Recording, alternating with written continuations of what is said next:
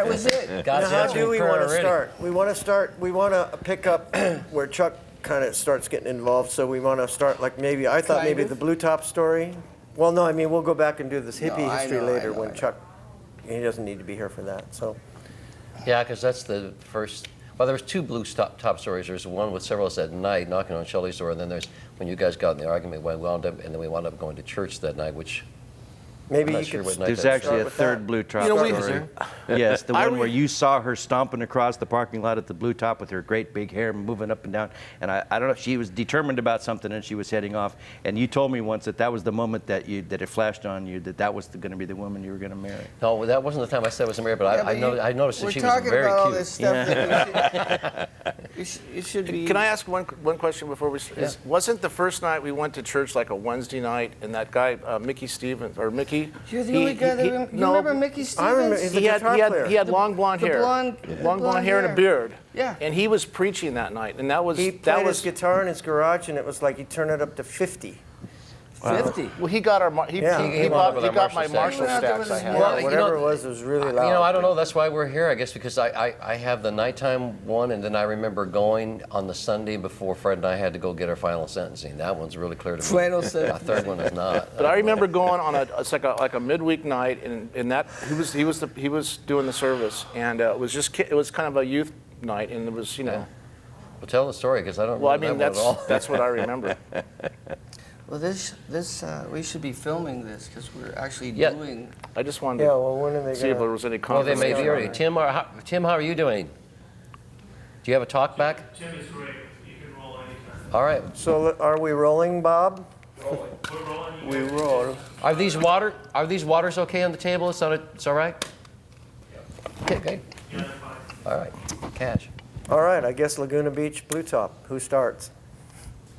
Don't know, wasn't there. Wasn't me.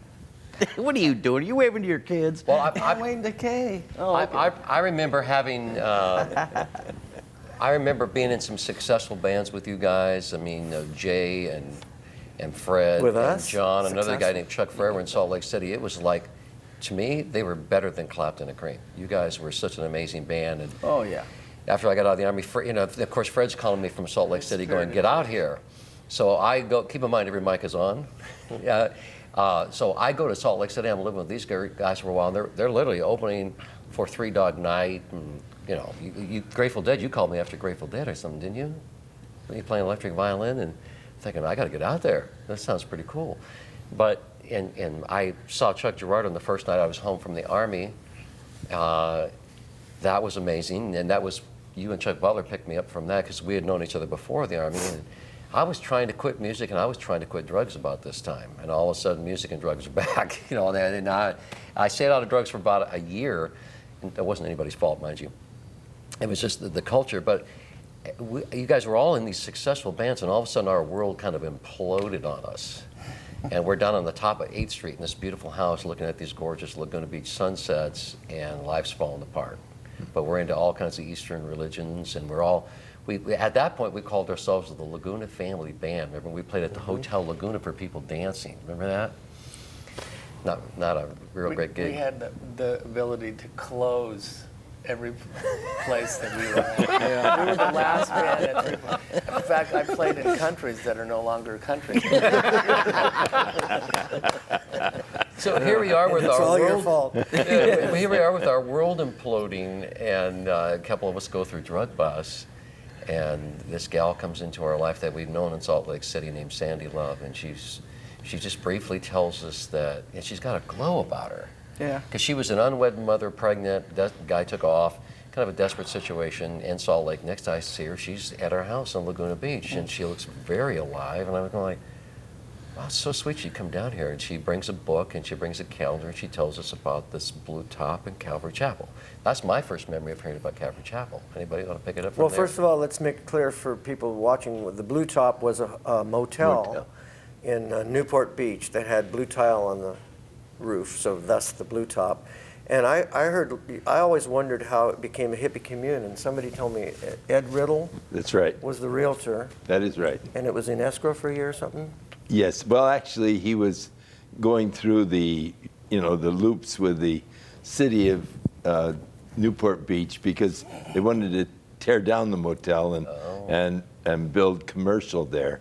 And of course, that takes a long time jumping through the city hoops. And so that's where it was. It was just in that interim period as he was going through the city planning department and so forth that it was there.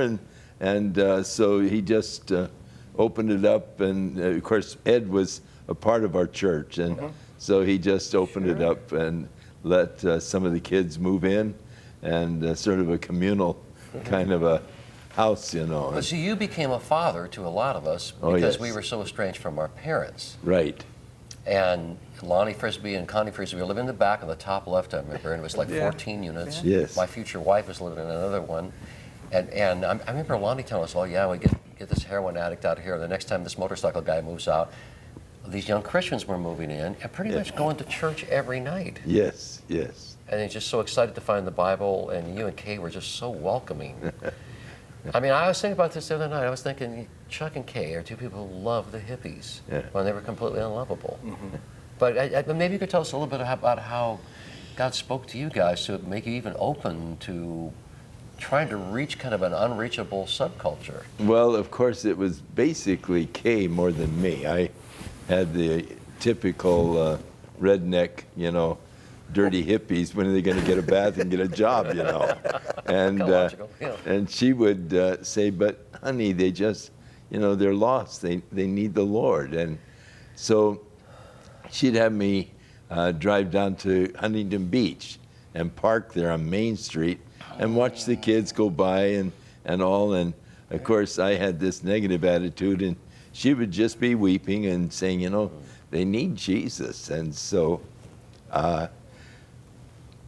Jan was going at that time with a young guy who looked pretty straight. She met him at Vanguard University, and he was coming in, and she'd say, well, last night I was down at Laguna, and there were these kids that were coming down the street. They were stoned out of their heads, and I started witnessing to them, and they, you know, came down, and they all ended up accepting the Lord.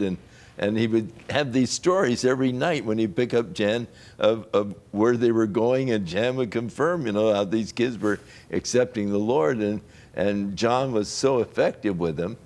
And so Kay said, John, we want to meet a hippie.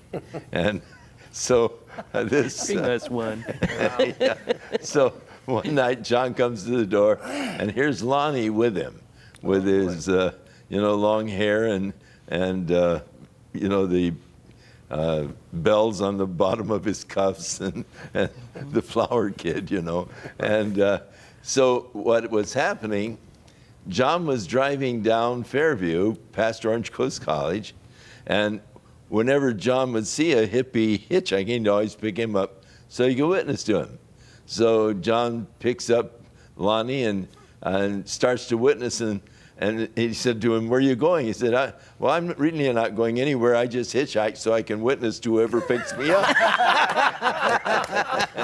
I love it. And so John says, well, there's a couple that I want you to meet, you know. Yeah. So he brought Lonnie over, and that's where we met Lonnie. And that's where my heart was changed. I mean, Lonnie was so genuine and so open and really filled with the Spirit, great discernment and all. Yeah. And that's where my whole attitude was changed toward them, and I did see the opportunity to reach out to these kids.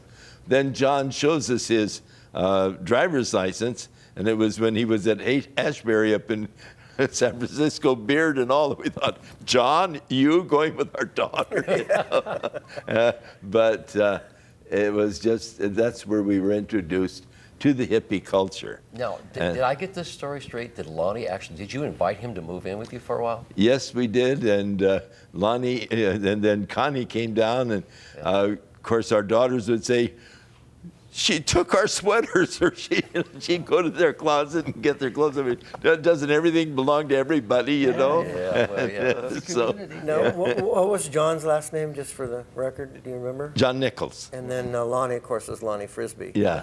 Yeah. But that's where we got introduced. And of course, then Lonnie started bringing kids over and baptizing them in our doughboy pool down at the bottom of our property there. And so that's where we got involved. You know, back to our Laguna story, you know, it was really common then. I mean, people go work in Alaska for a while, make a bunch of money. Laguna was a real path on its way over to India, and people would go stay in India. I mean, people were, and London was the same way. Hundreds of thousands, I mean, it just seemed like hundreds of thousands of people all over the street. Yes, you know? yes. And we lived in Laguna. We were in the middle of that. Timothy Leary was down there. Yeah, right. And so this gal, Sandy Love, tells us about a hippie preacher, this little church. It's kind of going over my head. I mean, it's like, where did this come from?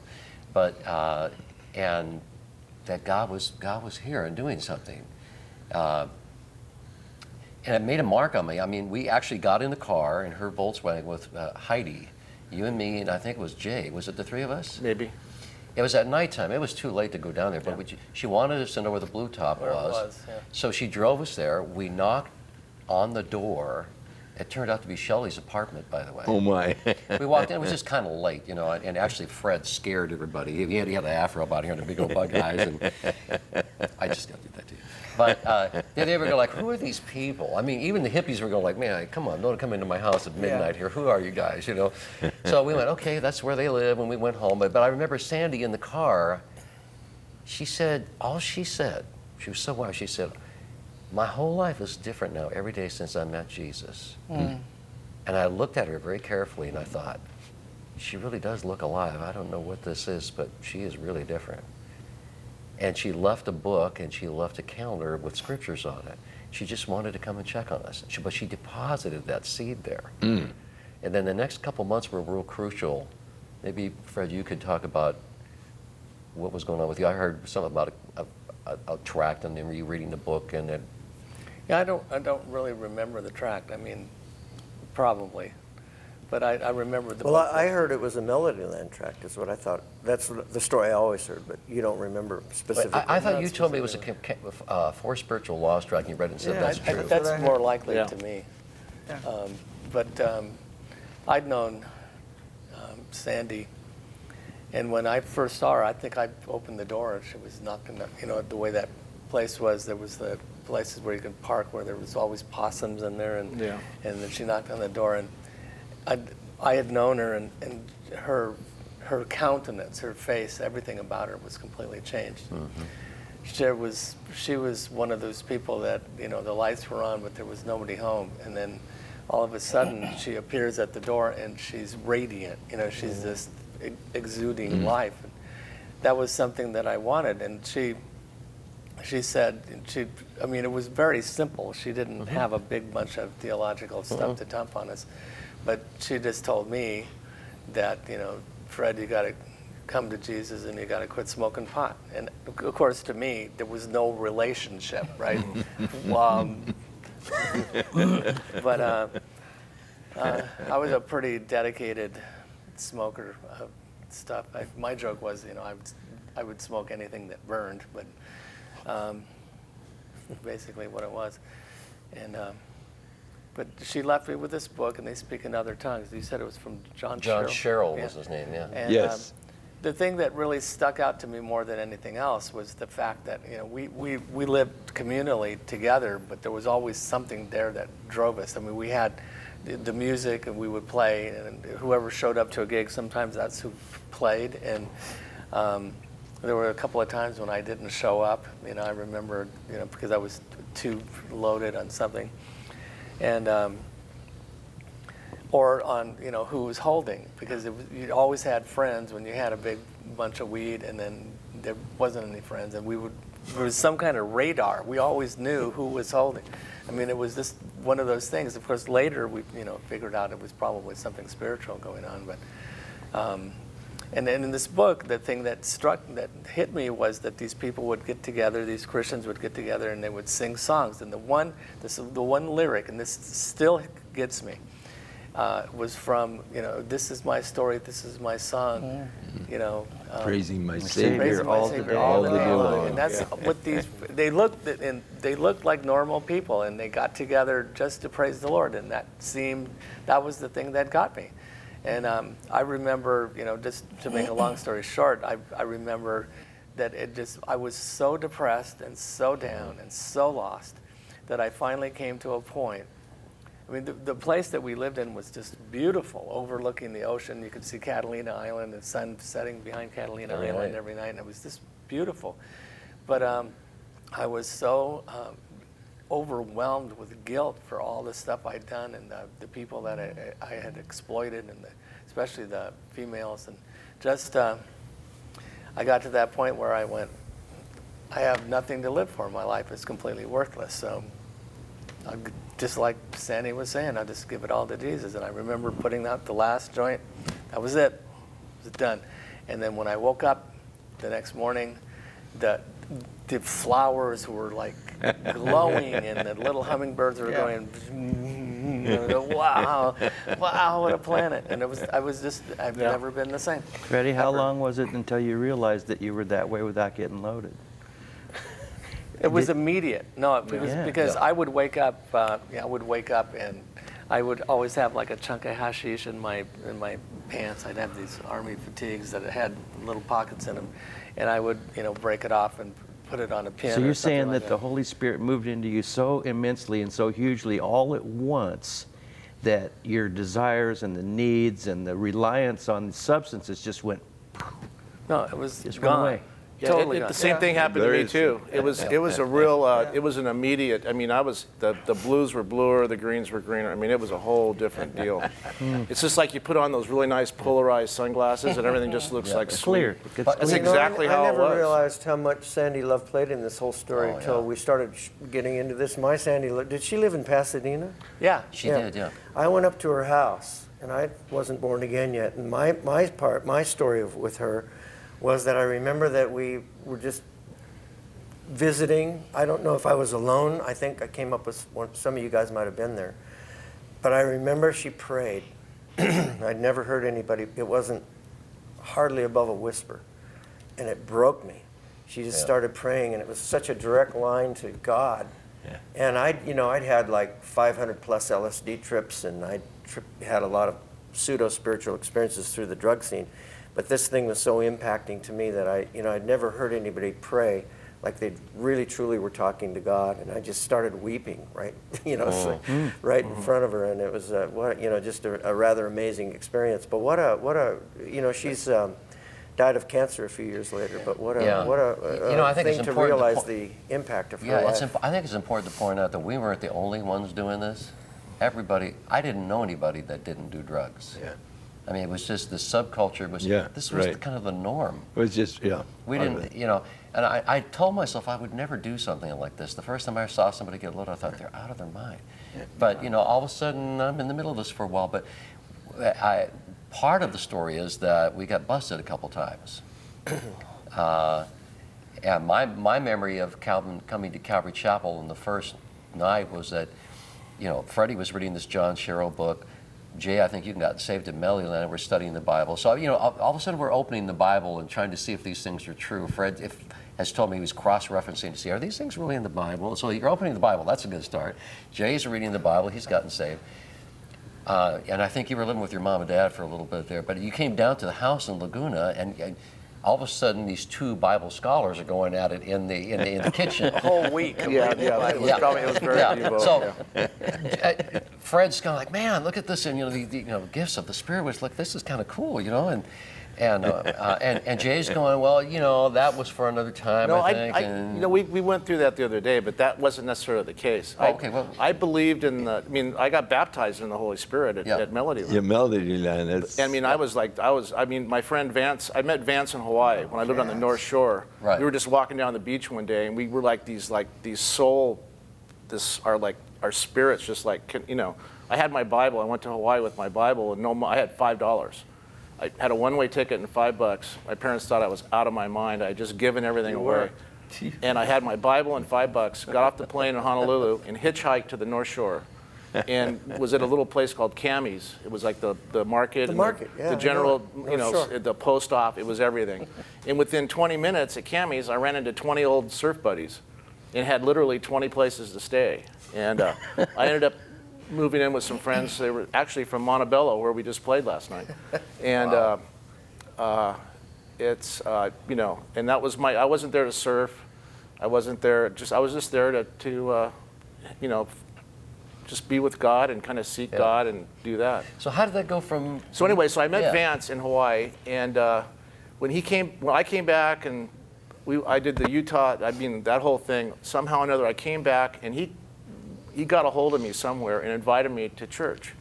And so we went to Melody Land, and I stood up. I went forward and got prayed for, and I just got just wham, you know.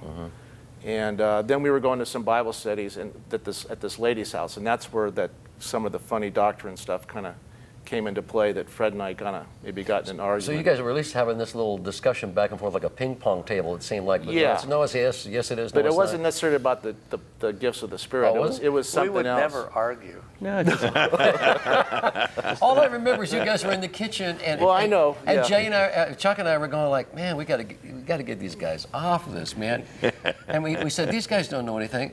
Hey, what about those Christians down at the Blue Top? I remember specifically it was about the doctrine of tongues. That's what I thought, that too. time, Yeah. because that's why we went down to the Blue Top, because Right. I had the experience. I wasn't involved in the interplay, but I used to go up behind Oh, right. the house in Laguna Beach, and I'd take my guitar up there, and I would sing spontaneously, I guess you'd call Mm-hmm. it, and it was in a form of tongues, but it would always bring a bummer thing, you know, like this dark thing. I didn't know anything about spiritual calling demons or anything, but that's what I believe was happening. And so I'd be doing this thing, and I'd be lost in my song, and all of a sudden, you know, okay, this isn't good. Put the guitar down and go back in the house. This is weird. So when you guys are talking about all this, I didn't know anything about tongues was in the Bible, and I went, you know, my attitude was more like, no, that's not a good thing, you know. So that came into the discussion The as mix. well. So many- Then we decided the Christians down at the Blue Top should know about this stuff. Let's go ask them. And so we stumbled right into one of the most controversial doctrines in the Bible. Right. But we were all about love, and we were all, I mean, believe me, we were really trying hard to find out, how do you find God? Exactly, We're yeah. reading everything. You're reading the Urantia book. We're all vegetarians. Anytime somebody came up with something, this is the path to God, we would just do it. So we had this hunger to know God, and yet the world is falling apart on us. I mean, I went through a drug bust. I got convicted of a felony. So when what happens is, you know, we go down there during the day. There are two stories in my mind. We did two stories to stop these guys from arguing. We go to the Blue Top, and I remember Tim was on the left side of the Blue Top in the driveway, sweeping the driveway, or sweeping this little sidewalk. And I think it was you. You said, "Hey, are you a Christian?" Well, yeah. Hey, come on in. And we wound up spending a couple hours with these guys talking, and they asked us if we were Christian. We said, oh, yeah, sure. But I remember they invited us to stay for dinner. They prayed, and my experience was sort of like yours and Sandy Love's. When he prayed, I went, wow, what is this? I just feel, I mean, it broke me too. Well, I don't remember that we ever did get anything sorted out No. about tongues, but they told us about Pastor Chuck and how great their pastor was, and that we'd love Calvary Chapel. I think we were just really impressed with these guys. Right. Yeah. Because first Right. of all, they were like us. I mean, Right. obviously they had come out of something like us. You know, Tim had all this hair and stuff, and there's other, you know, all people all around there. And I think we were struck. You know, you're talking about Laguna. I mean, Laguna, there was some really, really strange people. I remember one of the ladies that I had been hanging around with was into Ouija boards and doing all these, like, you know, channeling stuff. And this was what we were familiar with. And also the Mystic Arts, you know, at Yeah, the- 666 Laguna Highway. We were going. Is that really the wow. address? No, Yeah, it was. that was it the name of the store. Oh, No, 666. no, it was 662 and then 668. And we were trying to figure, well, let's see, this is an even number. What could their address be? Because they didn't have it posted. But it was, you know, the kind of people. That's where we met Odin, this weird Chinese dude that was walking around, you know, and then Pedro Buford, who Yeah. had taken a vow of silence. Actually, he didn't. Correct that. He just never spoke. No, He never talked. I remember that. And he would walk around with his fro Yeah. when he Yeah. had massive hair. Yeah. And he with his flute, and that's it. He Yeah. would play his flute walking around. And these were our buddies. I mean, these were the people that we were familiar with, plus the girls that they would take acid and they would be carted off in straitjackets and stuff like that. I mean, this was the thing. I remember one guy named Michael that told about, you know, leaving his body and having this, you know, he would fly around with all the spirits around Laguna because, but these were our friends. So we went to the Blue Top, we were going, wow. I mean, all of our arguments were, you know, were way in the background because these guys, they had the Bible. They all knew what the Bible said, and they were talking truth, and they were living truth. They weren't just, you know, giving us a bunch of, wow, try this herb, you know, and Right. you know what I'm saying? And I think it's interesting that when somebody, they were a connection, they were a cultural connection, but also when you meet somebody who's really a real Christian, things are logical and simple and peaceful, and they had all that.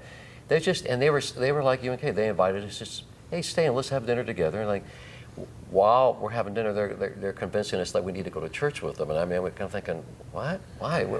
But I was really touched by these people, and so we went to church that night. I think, were you there too? No, I didn't go with you guys, but why don't you tell, and then I'll tell mine, but you tell when you guys came up. I don't think, for whatever reason, I didn't come that night. The dinner was also interesting because they had brown rice and stuff. They didn't like flip a pork chop on us right away. You know what I'm saying?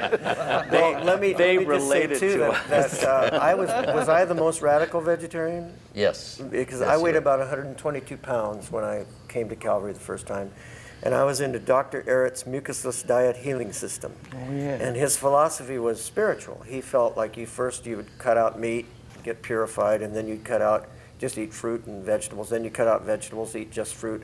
And his theory was that Jesus eventually got to a point of purification where he would live off the elements only. He only needed to live off Air air, and water. sun, and water. And how did he die?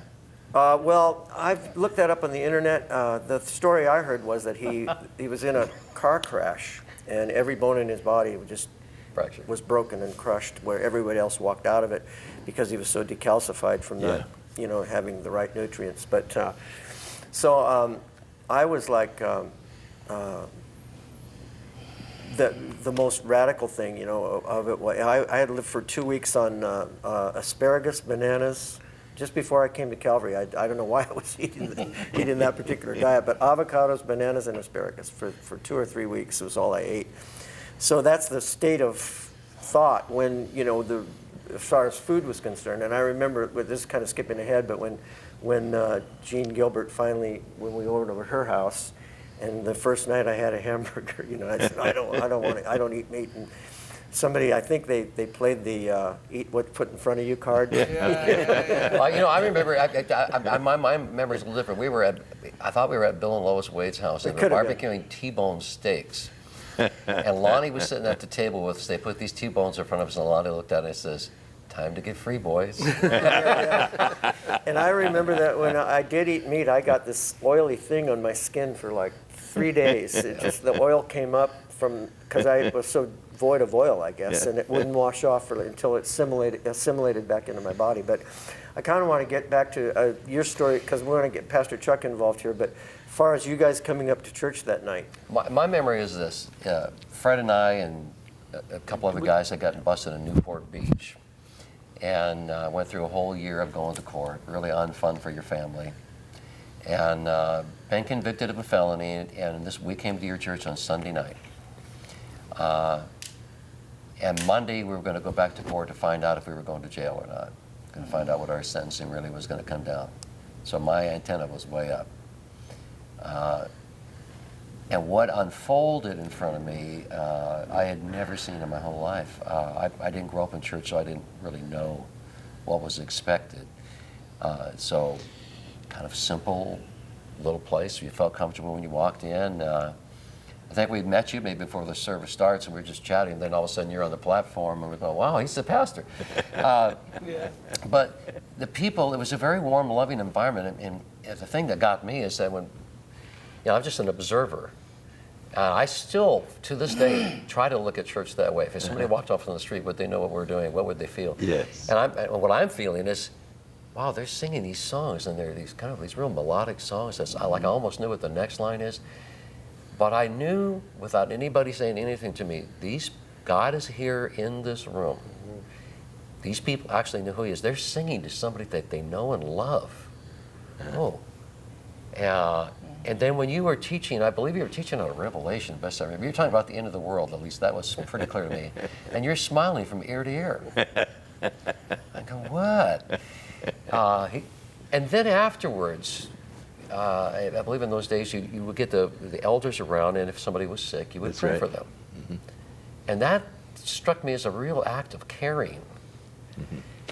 And I was so taken back by all this. It kind of scared me because I thought these people are so whole and I'm so broken. It wasn't really like, how do I get from here to there? It was like, I don't belong, I don't deserve this. This scares me a little bit. I wanted to kind of run a little bit. And so you're turning off the lights. Everybody's gone, but we're in a desperate mode. We're saying, I wonder if we could talk to him for a second. And who is we? Do you remember? Fred and I, and probably Chuck Butler. I'm not sure if Chuck was there or not, but it was you and I at least. And Chuck's turning off the lights, and I believe you kind of did everything back in those days. Mm-hmm. Yes. And you listened to our story. We were in a little kind of circle, like a football huddle, and we're pouring our hearts to you, like, hey, we're we thought this happened. We're going to court tomorrow, and to me, it was great wisdom. You didn't ask us a bunch of questions, or you didn't say, well, why did you do that? Well, good luck, you guys, or any of that kind of stuff. You just said, oh, okay, let's pray. And you prayed, and it was another one of those, God's listening, God's here. And then the next day was Monday, we go to court, and a lot of things happened that weren't right in the drug bust. And I'm watching, I just had the keenest sense that God's justice was being done in that courtroom. What was supposed to happen was going to happen. I never sensed that before. Like, wow, even in a situation I don't like, God's in control here. This is interesting. But that was the pivot point for me. And to me, to this day, what I believe about worship, what I believe about love is what I caught that night. Mm-hmm. It really was that. It was demonstrated. It wasn't so much talked about. Mm-hmm. And when they read the Bible, I actually understood what you were saying. I had no background, no Sunday school, no way to interpret what you're saying. It was just very easy to understand. Mm-hmm. And I just wish church could be that way today. Mm-hmm. And I've described it years later as they did the basics of the faith well. Mm-hmm. They read the Word of God. Right. They loved each other. They worshiped. They prayed. You have 4 in the back of your bulletin. That, to me, has stood the test of time. Well, I came up later, a few days later after you guys. I don't remember. I was really reluctant. I was like not desiring Christianity. I'd been through all this search through Eastern philosophies, and I wanted this. I felt I was going to find God on a mountain with some guru who was going to reveal to me the secrets of the universe. But we started. My memory is about hearing about Calvary more than anything was picking up hitchhikers. Yeah. And they. It's God's design.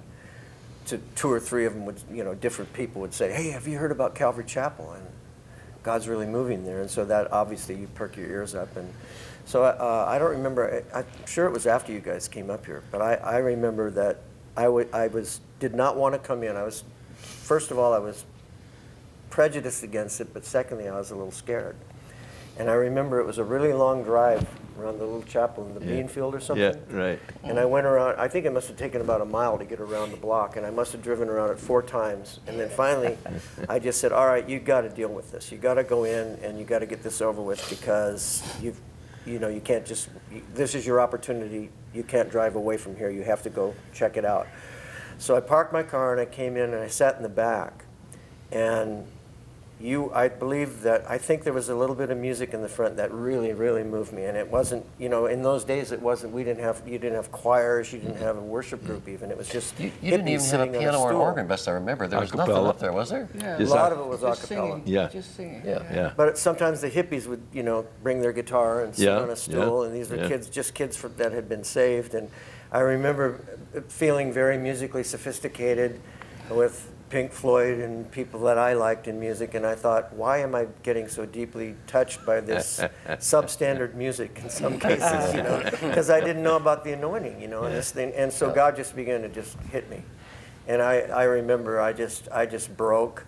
I like to say that I had something, every hole in my body had something coming out of it. You know, it's just goo all over my, snot all over my beard, and just tears, and just God got a hold of me. And I didn't come to the front that night. I just sort of made a deal with God. I said, this feels right.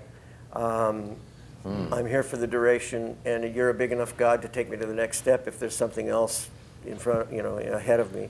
And that was 40 years or so ago, and I've never looked back since. But so now we need to kind of get into how we all connected with Chuck as far as the music and all that. And I guess that. Take a quick break. Yeah. I want to say about that night, the court deal, We got recruited. and about going to jail. Basically, yep. I think we were recruited way before Yeah, I know. we ever Are we got are we here. hitting on anything that we need so far? I mean, we're reminiscing and stuff, but like, Well, I is want good. to really get to the stuff where Yeah. Chuck's involved. You know, Yeah. So, yeah. and then we can do the backstory, even more of it later. But You know, you're describing, though, Yeah. the instant change and the instant kind of insight into God's creation. And I think of the words of that song, earth around is deeper green, sky above is brighter blue, something lives in every hue, Christless eyes have never seen. Just, Yeah. yeah. Yeah. Yeah. it's- Yeah. I went Beautiful, to bed, you I know, went just- to bed one way, yeah, and I woke up and I knew Yeah. Jesus was God, yeah, and He was in me. yeah. Everything was different. Yeah, marvelous work of God's Spirit, you know, just, And that's what I recognized with you. Yeah. Because I snuck in the back door. And I was thinking I was going to get the hippie preacher. And here you come. yeah. And I think we're still everybody- rolling, probably, aren't we? And everybody that looked like you used to sneer at me because my hair was down here. I had one of those T-shirts. The neck was, Yeah. worn out. And you came on smiling. And I went, okay. I know the red letters in my Bible. This guy says one off thing, man. I'm out of here. That was exactly my attitude. Yeah, me too. We were judges, really, and it took a little while, but I went. This guy knows the same Jesus I know, Well, you know, I had been to. but I think you know him better. I had been to I Really? won't name the name, but I had been to another, I had taken a friend of mine that was really in need of some change in his life. He was worse off than I was, a younger guy. And we'd gone to this rally where the preacher had basically put down guys with long hair and beards Yeah, and yeah. beads. And I remember walking out of that meeting and, you know, just sitting out in the lobby. Well, he got saved in the meeting, so it was okay. I mean, you know, God was moving and all that, but it wasn't for me. And I remember when I came in here how different that was. Yeah. That was what really struck me, was there was no finger pointing. Pastor Chuck wasn't raising his voice. I don't think the hippies would have responded to that type of, you know, No. that's why I believe that you were really God's man for the time, because it was just, even though in a way, like what you say, you know, where's the hippie preacher? Yeah. Because that first night I came, I think it was the same thing. Pastor Chuck was preaching, and I thought, wow, who's this dude? Isn't but- that the guy with the keys and the turn on the lights? Yeah. And wait a minute. But you know, the big thing is that, you know, the big smile and the obvious love of Jesus that was coming from you and in the whole thing. It's Well, the just thing powerful also that was and different. was that there, you know, as I'm peeking in to see if it's safe, nobody looked at me. Nobody went. Yeah.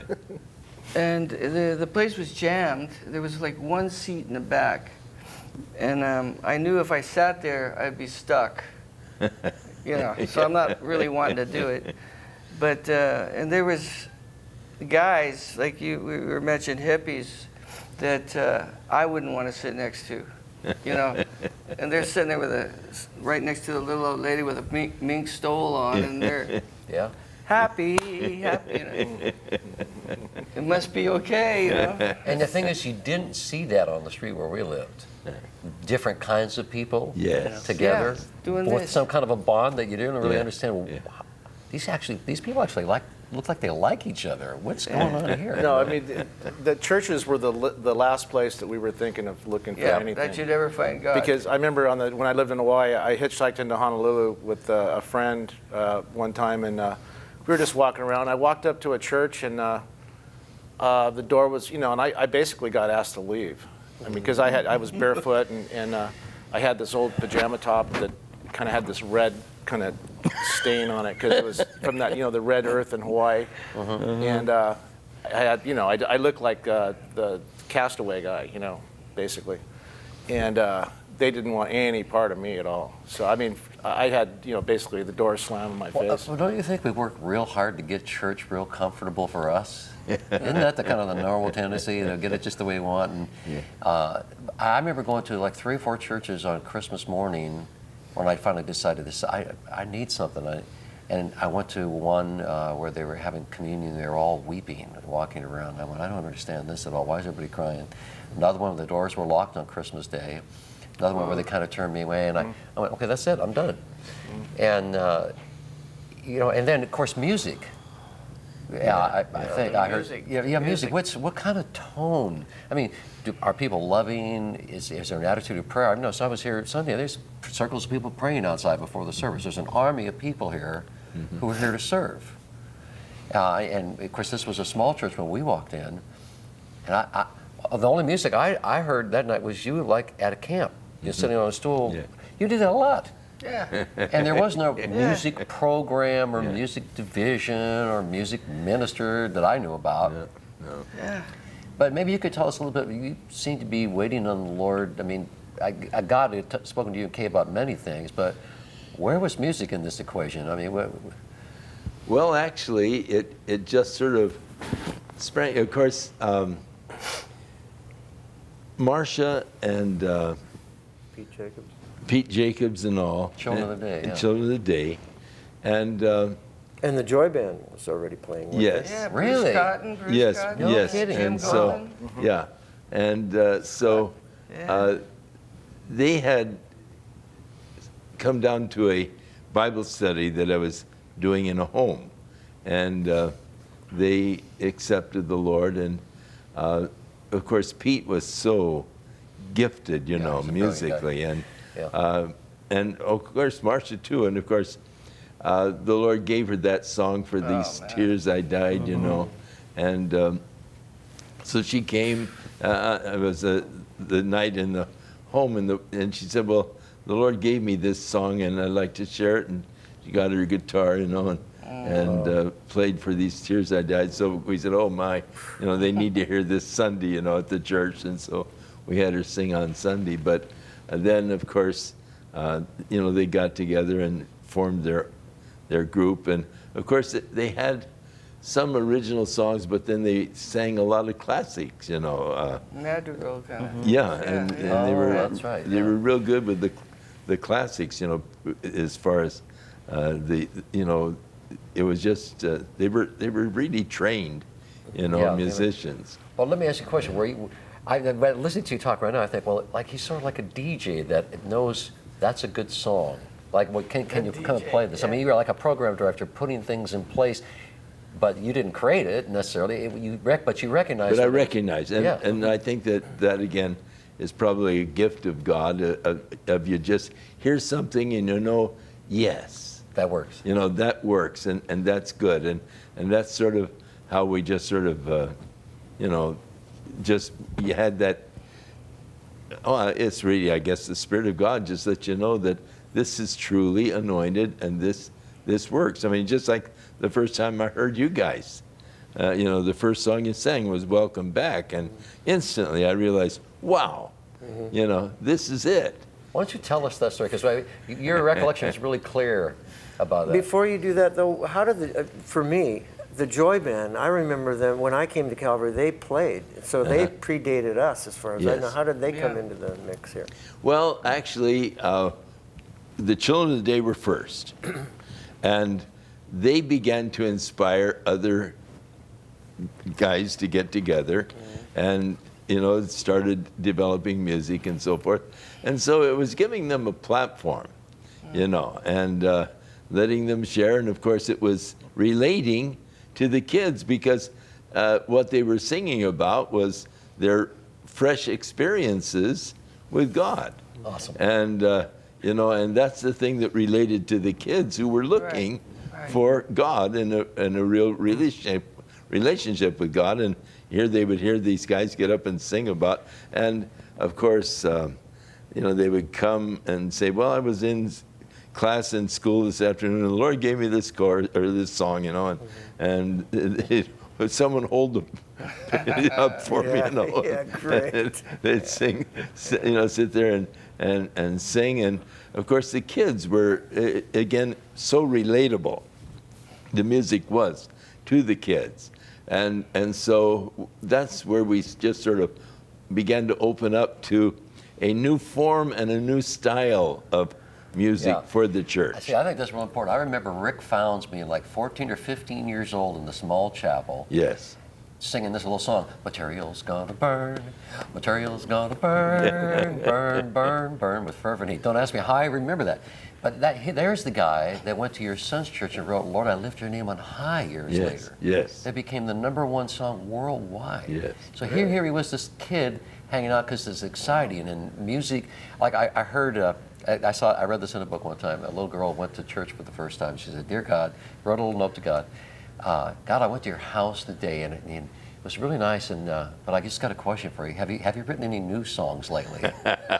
And that, what my memory is, there was new songs were happening every week, every time the door was open. Yes. So back to we show up at your church for the first time during the day after we've been going there for a while. Yes. Without Fred. Okay, well, tell us that story, because that's a really good one. Fred wasn't with us. Well, he'll tell you why. Oh, okay, okay, go ahead. Well, of course, I was in the church, and you know, you guys came in and you introduced yourself as musicians, and that you'd recently, you know, accepted the Lord, and that the Lord was giving you some songs, and you wanted to know if you could maybe share them there at the church. And so, of course, you said that you were just recently saved, and you know, and so you really wonder about content with songs and things of that nature. And so we would have this a lot. You know, guys come in and you know, they would say, well, we're musicians or whatever, and we got some songs. And of course, I can remember this one guy that came in and wanted to sing, and so I said, okay, well, you can share a couple of songs tonight. And so he shared his song, and then he went on talking, you know, afterwards for 15 minutes, and so I you know, I said, okay, well, thank you, you know. And he said, well, you said I could share 2 songs. I said, you took up the time with your talk. You know? By the way, this still happens quite often. So you didn't preview him that day, I guess. No, okay. no. Right, But, And of course, the good lesson. program That's a good director's lesson. true skill is the songs he doesn't play on the radio. yes, true. Sometimes. But so you said, well, yeah, we got, you know, our guitars out in the van. And so you went out and got the, you know, your instruments, and you came in. And as I said, the first song you sang was Welcome Back. And I mean, we had good musicians, you know, but yet this was just something that was so anointed, and so it touched my heart so much that I said, well, how about tonight? You know, Monday night, we have our Monday night youth night. And so he said, well, one of our fellows is doing weekends on a marijuana rap. That's Fred. But he gets out this afternoon, and so we can probably make it tonight, you know. And so we scheduled you for that night, and you played about 3 or 4 songs, but they were, you could see and feel the impact that it was making on these kids. I mean, there was a whole new dimension of music. I mean, you had these others, but I don't know, there was just something about it that it was a further dimension of talent and ability and lyrics. I mean, they were so, they were so meaningful and, of course, so fresh. And well, let's talk about that for a second, because I'm making the connection with Psalm 40, verse 3. It's one of my very favorite ones about his, taking me out of this mire, put my feet on the rock and put a new song in my heart. Yeah. And the way that the scripture ends, that many will see and fear and trust in the Lord. Yes. I mean, shouldn't that, if Christian music, worship music, shouldn't that be the tangible evidence? Yes. It's not, all of us who are songwriters, we know about writing a verse, and we work very hard to come up with a chorus and a bridge and lines that rhyme. There's an art form to a lot of these things, and that's a toolbox. Mm-hmm. But if the car doesn't run when you get done working on it, then what are the tools for? I think we get it confused at best sometimes. But then it was something new was being birthed that was kind of intangible, that had a very tangible effect, is what I'm hearing you say. Yes. People got saved. People started crying and realizing that God was there. He touched them. Yes, true. And it hasn't stopped. I saw tears all over yesterday morning, as you guys were ministering. I saw, the tears out there. It's just a lot of emotion in it. It's still there. And so I think that there's a danger, though, when in writing, our motive is we've got to have so many songs for a new album. And it's a hard one. And it becomes sort of it isn't something that's flowing. It's something that we've got to do in order to, And I think there's a big difference in the music that just comes as a natural outflow of the relationship. Right. God is working in my heart. God is doing something in my life today. God is revealing a new aspect of his love for me, and it comes forth just sort of within rather than, Absolutely. and it's... that's what our songs were about. They were our day by day, moment by moment experiences. Exactly. Because we wanted to share. This is what we did. As musicians. We did music, and that was one of the things that we had to explain to people, that, other people write songs that reflect their worldview, but our worldview had been profoundly impacted by a relationship with Jesus. With the changed lives. So, brand new song, a song that Chuck and I wrote, that was about that whole thing. Changes in my mind, leaving all the old things behind and all that. It just, that's what was happening, And it hasn't stopped. We talk about the future stuff, but we're still writing songs. We're still collaborating, and that's great. You guys remember what Al Kasher used to teach? Yeah. He would teach that when the person was writing a musical... Al Kasher's a songwriter. Right, he is a songwriter. He's got 2 Oscars on his piano, by the way, so you tend to listen to him. Right, and he's a pretty smart guy. And he's very inspiring when he talks about songwriting, because it's his main love in terms of a craft. And what Al would teach us is, you get to a point in a musical play where the spoken word is no longer enough. And that's when, if you do it right, you burst forth in song. And I think the Holy Spirit gets a new chance to re-emphasize words and realign ideas and impact, and especially to pluck the strings on the inside of people. And it just becomes more powerful. I've always thought that the best time to have an altar call in a service is right after the worship songs. And that happened one time because of I guess it was just sort of a procedural thing. There was something special happening right after the service, et cetera, and they didn't want to have to move right from one into the other, because they didn't want to have to interrupt the flow in terms of dealing with people who needed to be prayed with. So they thought, well, we'll have the altar call right after the worship set, and then we'll be able to move these people out to the side and work with them and still finish the service the way we want to. And all of a sudden, wham, there's a quadruple influx of new souls over anything they've had in the last however long. And I'm over there in my guitar chair going, Let's go back to this idea of new song and how it wasn't just, it was worship and evangelism in some ways. I mean, new praise songs, new songs of worship, sort of like Amazing Grace, back to your point of like coming out of an experience as opposed to, let me see how crafty I can be today. Yes. But you made a point when we were here the other day about, it was always about telling our generation or reaching out and evangelizing, even though it was kind of a rock song. I mean, I don't know exactly what point.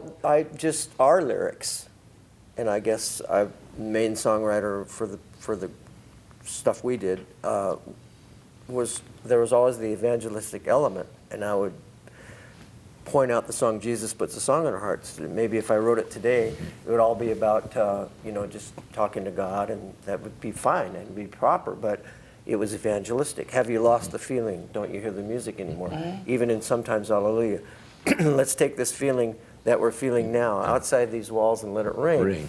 Inherent understanding that people that we were trying to reach wouldn't necessarily come to church, and we need to take that message out to the streets, which we did. We had so many experiences right here in upscale Orange County. I remember playing on the beach one time.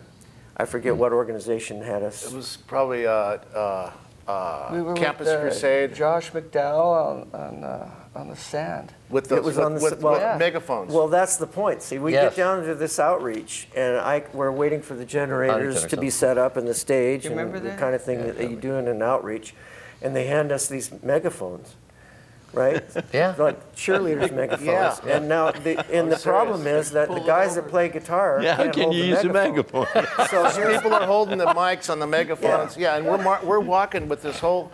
There's like thousands this is of people. Newport Beach. No, this too. Huntington was Huntington. Huntington. Was it Pier. Huntington? Yeah. Huntington Beach by the pier. And so Yeah. we're walking around walking with our guitars with the megaphone being held up singing, think about what to the sunbathers, So that was the point, that, any opportunity may be a fool for Jesus, Yeah. but it was what drove the music, in my opinion, Yeah. was evangelism in those days. And I write a lot more praise type and worship stuff now, but it was experiential, and it was about what was going on in our lives that Right. made it, and the desire to reach out to other people like us that needed to hear the message of Jesus. God gave us a gift of being in our music and He would just come through our music in a power that you could just you could see, you could feel it, you knew it was going on, and you could be in a park in Kansas City at a whole hippie rock festival, and just get up there and play our music, and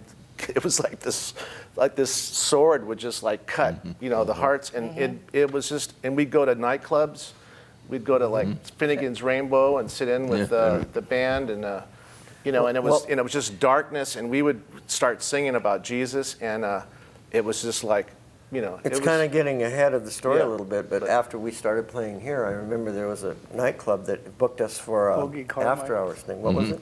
You Well, remember? it was called Hoagie Carmichael's. Hoagie Carmichael's? Or Hoagie Bar Michaels. Barmichael's. Yeah. But it was So pure. there It was was a change on the pure. name. Pier 11. Pure 11, something like that. Pier 11. Yeah. Wow. So we would go down there and Yeah. we'd play Old Newport. after hours, I guess. Was it after? Yes. After, and preach the gospel. So the first time we did it, I remember I thought, well, let's shoot our shot. We'll never get invited back. So then the next week, the guy calls us and says, hey, would you guys come back next week? And finally, the dilemma became that we started like drawing kids from Calvary into this place. Yeah, exactly. right. We're thinking now, is the good outweighing the bad? And I remember we stopped going there, but we doing it, played it yep. 3 or 4 weeks in a row and just gave them full pop, full bore gospel. But I want to get back to when we came to the little chapel, there's probably about 200 strong any given night, in a good night, right? Something like that, in a About 300 or so. 300. And then let's talk about the explosion, because I remember just about the time that, and I don't take credit that it was us that started anything, but I believe we were the last element in position by God to begin the influx of the Yes, big, huge yes, revival. So yes. tell us that from your perspective. Well, from my perspective, of course, it was something that, as we say, you can't really explain it because it's the Spirit of God. And God Spirit was on you guys, and it was transferable, it just, it inspired so many.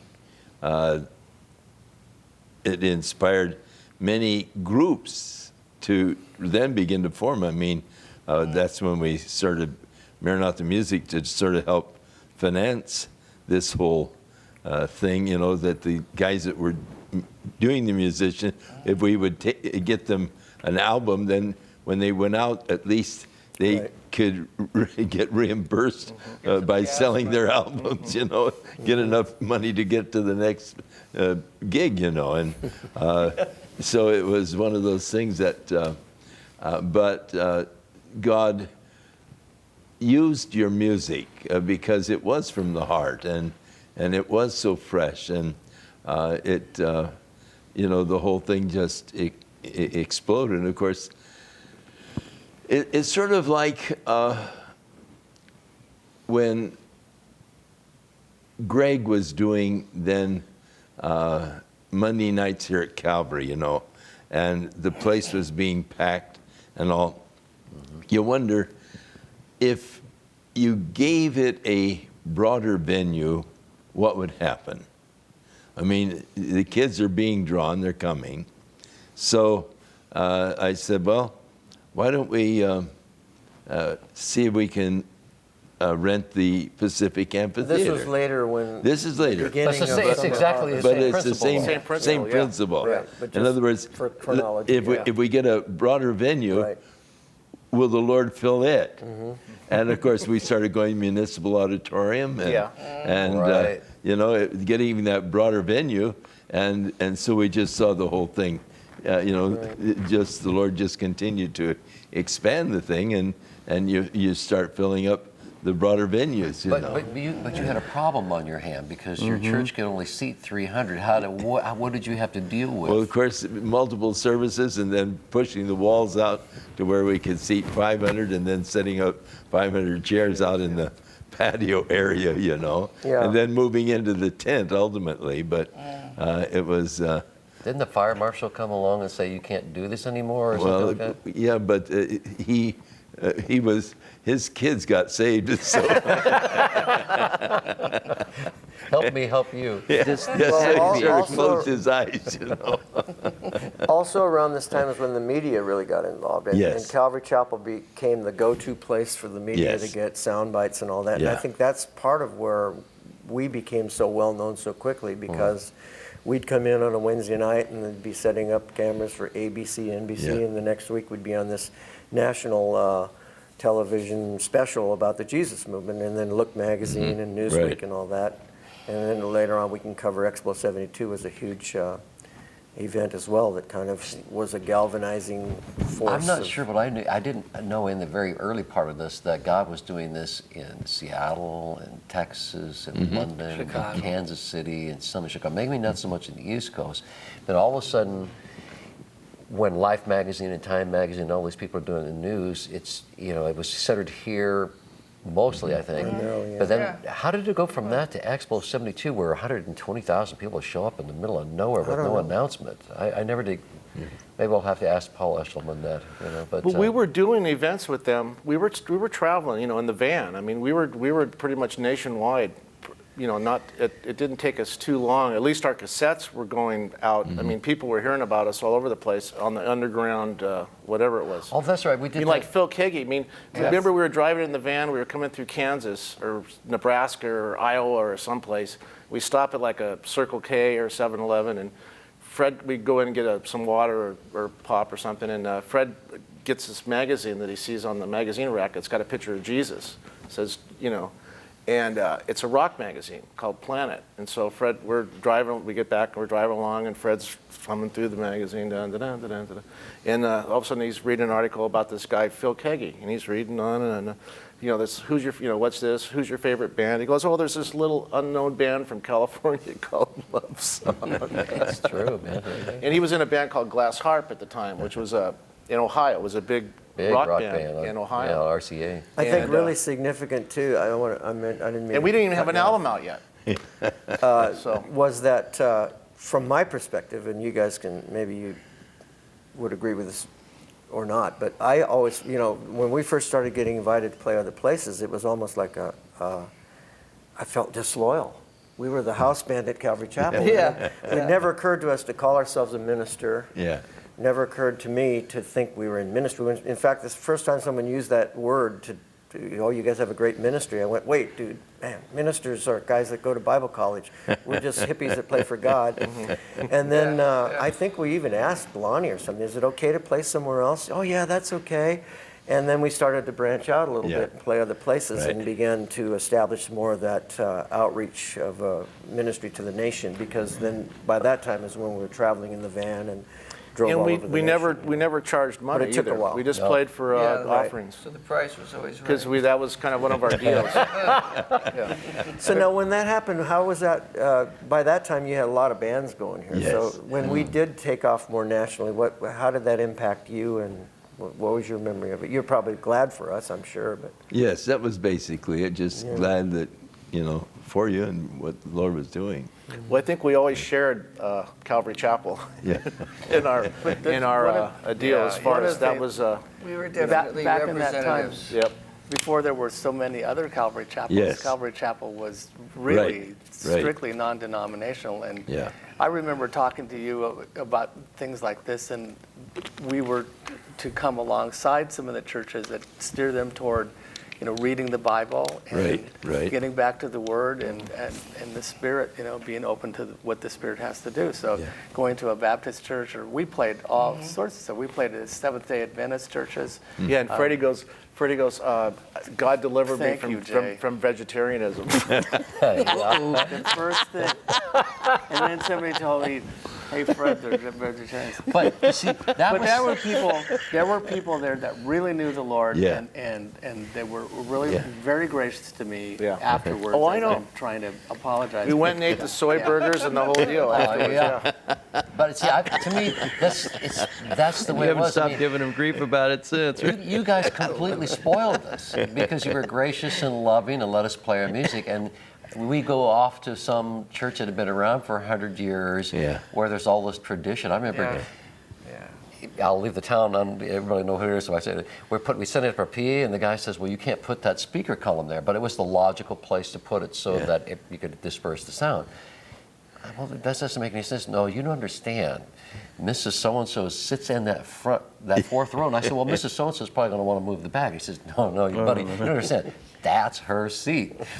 And, what happened at Calvary Chapel when we would play, I remember the reason we got to play in the prison system, because some chaplain was here from Theo Lacey, heard us, and said, and to me, this is the way things really ought to be. It's something so precious. My people or these people need to hear what you guys are doing. Yeah.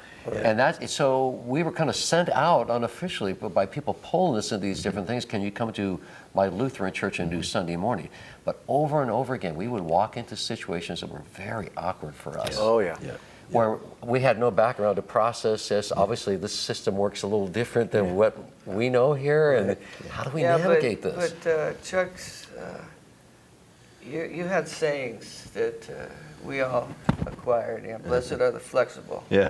They shall not be. Yeah, we were put in a lot of situations where we had to Be a chance flexible. to apply that. Right. God guides, Something He that's been provides. kind of touched on that really needs to be brought out too is that in this climate of those days, there was no motive other than ministry. You couldn't get rich. Right, There was right. no real money to be had. There was fame or virtually anything. little fame. I imagine that's a small enticement for some folks, but there wasn't much to be had. So you were really tested in ministry motive right off the bat, because it was all about doing ministry for the Lord. Well, of course, there were a lot of venues where you couldn't get money. In other words, what had happened is that the drug culture was so prevalent and powerful that the schools were having a hard time functioning because the kids, so many of them were stoned. And so they suddenly discovered that, hey, here's a place where kids are getting off of drugs. Right. And so they were willing to open up the assemblies. And so we got all these invitations to do assemblies in schools. And so I'd go around with you guys, and we go to these schools, and they were open to it. And even you could share the gospel, because, we don't know what to do. We're you know, Yeah. we're in a bad Desperate. place here, you know. Yeah. We weren't pushing a program or religion. We were just talking about Jesus. Right, And that- exactly. That And- was our. And so it was one of but there's no money from the schools, you know, but it's just, Not a lot of money in prisons either. Let me tell you. no, that's true. Well, when we started to do some of them on our own, I remember I learned this really quick. You could sing anything you wanted to, but you couldn't say it. Yeah. So you could Yes. sing, Yeah. you're Yes, going to right. hell if Yeah. you don't repent, but you couldn't say that. So well, I remember one of the things we learned really early on, because I think the first time we played a school without you, we blew them out. And then we closed doors for other people, you know. They just, all right, that's too much, you know. And we learned wisdom after a while to just be a little bit more like, what is it? The phrase is harmless as doves, but wise as serpents. And that became A big so- lesson for me too is that, you know, we all have a desire to fix things. When you say, I can be a fixer, but I remember getting into a situation once where somebody brought us into a place to kind of show the people there was another way to doing something, and you know, I eventually learned through some hard lessons that it wasn't my job to fix anybody. That if we could just show them something that maybe they hadn't seen before and leave a little deposit and go on, that I think was part of our job. But we also learned early on that the church was afraid of people from our subculture. And that we just had to know that going in, that we would kind of scare them. And I remember being interviewed backstage by boards of elders and stuff like that, with Tom Stipe in particular. Enter the Remember that? story of- the Blue Yeah, Church. yeah, sure. Oh, yeah. And they wouldn't let us sing for these kids, and they wouldn't let you bring your drums in. You wanted to play in a. John played. Here, John's one of the best drummers in the world. Double bass setup. You can blow anybody away. Okay, this is the right thing to do. We'll come in with a snare and a hi-hat and brushes, and we'll win them over with God's love. And then you go up to Berkeley, Like some, go ahead. where it was like SDS and Oh, man. the worst people in the world. We go into the free speech area, and that was the time to turn it up to 14 And blow. jam for 20 minutes and Yeah. draw the crowd. I remember one time we were playing up there in that actual place, and we finished our set, and we preached a little bit. I gave an altar call, and one guy raises his hand. This place is jam packed. And he says, I want to come, or I don't know, I said, come forward or something. I called him forward. So he walks around real slow. Everybody's real dramatic. And he gets up on the microphone. He says, I feel a power here. Power to the people. Well, I went, whoa, I think I said, well, praise God anyway, or something. Well, let me read into the story, ahead, because yeah. here's the SDS, the Black Panthers, all this demonstrations going on. This guy walks straight up to me. I've got a beautiful 1970 Gibson SG in my hand, and I can see he's got his hand clenched behind him. I'm thinking, okay, I'm a brand new Christian. This is going to turn into a riot. I'm thinking, what do I do? Do I let him hit me? Do I take my guitar and smash his head? Do I? And I'm not. This was going through my mind in a split second. What do I do? And so I took one step backwards. But the beautiful thing was when he got on that mic, all these radical people booed him instantly for disrupting what we were doing. Yeah. Ooh. And I just thought, oh, See, I don't remember that part. That's it was life or death for me. I thought I was going to, that was, Hey, you remember the time we were in Oklahoma? I don't know if it was Tulsa or Oklahoma City, but someone said there was a big race riot going on in this. It was like Mohawk Park or something. It might have been Tulsa, and so we all piled in this motorhome and drove right out in the middle of this big deal, and pulled up and got out, set up all our stuff, plugged into the generator, and started playing, right in the middle of this deal, and it was like. We were like this. Is that where they had counseling trailers to the side? I don't know We about. played something in Oklahoma, and this is one of my memories, is that there's a guy way in the back, and he started walking like he was going to come and pound us or something, and he just, real determined, and he walked right by us into the trailer and got saved. I went, what's this guy going to do? You know? I think A it's lot of stuff like that. I think it's fascinating how the Spirit of God does things. Like, I remember Campus Crusade and some other organizations working together to have a week-long outreach on the University of Texas in Austin. Real artsy place, real hippie place. And people were just curious. I mean, we just come out of the subculture, so it wasn't strange to us. We understood these people. We played out on that corner for 5 days in a row. I remember a guy in a tree with a turban on, sitting in the tree watching us for 5 days, trying to figure out what's going on. Where was this? Austin. Oh, that was the University of Yeah, Texas. outside. That's when we had the Hare Krishnas. That one guy, Yeah. we Yeah, would see. everybody, man. I became real good friends with the one guy, and he was getting, I was kind of getting through to him, I think, at the. Yeah, I evidently, because he kept coming back. Yeah. But not only was it that, the church got revived because all this, the Baptist student unions are everywhere in Texas, and so you got all these Baptist kids trying to be good kids in church, but there's no music that speaks their language. Right. And I remember later on we had our first album out. We toured 21 Baptist student unions. Ray set that up. We were zigzagging all over Texas. And the common thing that I heard from all these students is like, I don't know how they put it, but it's like, wow, okay, this is now, we have our own music for our faith, for our times. That seemed to be, it was witnessing to the non-Christians, it was culturally relevant, and yet somehow it lit the church up. And I'm not sure we intended to do that. It's just kind of happened, Well, even today, so many people come up and they'll say like, "Oh, thank you guys. I remember you guys. It was my first album. I became a Christian, and I thought all I had to listen to was Southern Gospel and George Beverly Shea, and then your album came along, and I had music I could relate to. So that was really a cool thing to be able to Talk about the brown contribute paper bag stuff, because that. Oh, you tell it. I don't remember. Well, this. the one story I know is that Peter York, who's the head of EMI, there in Sparrow under with Bill Jr. there in Nashville, told me, I think it was 15, I think it was Boston, I might not have that part right, but he went into a Christian bookstore, wanted to get our album, and the guy at the cash register looks left, looks right, reaches under the counter and gets our album wrapped in a brown bag and sells it to him like it's contraband, And I remember Mike McIntosh and some Russian guy, Vladimir somebody, what was his name? They had an old car and they just put remember him. in the trunk when the first Maranatha album was done. There was 9 groups or something like that. And it was basically trying to capture what we did in the concerts live, which was all these kids getting saved and all the songs that worked.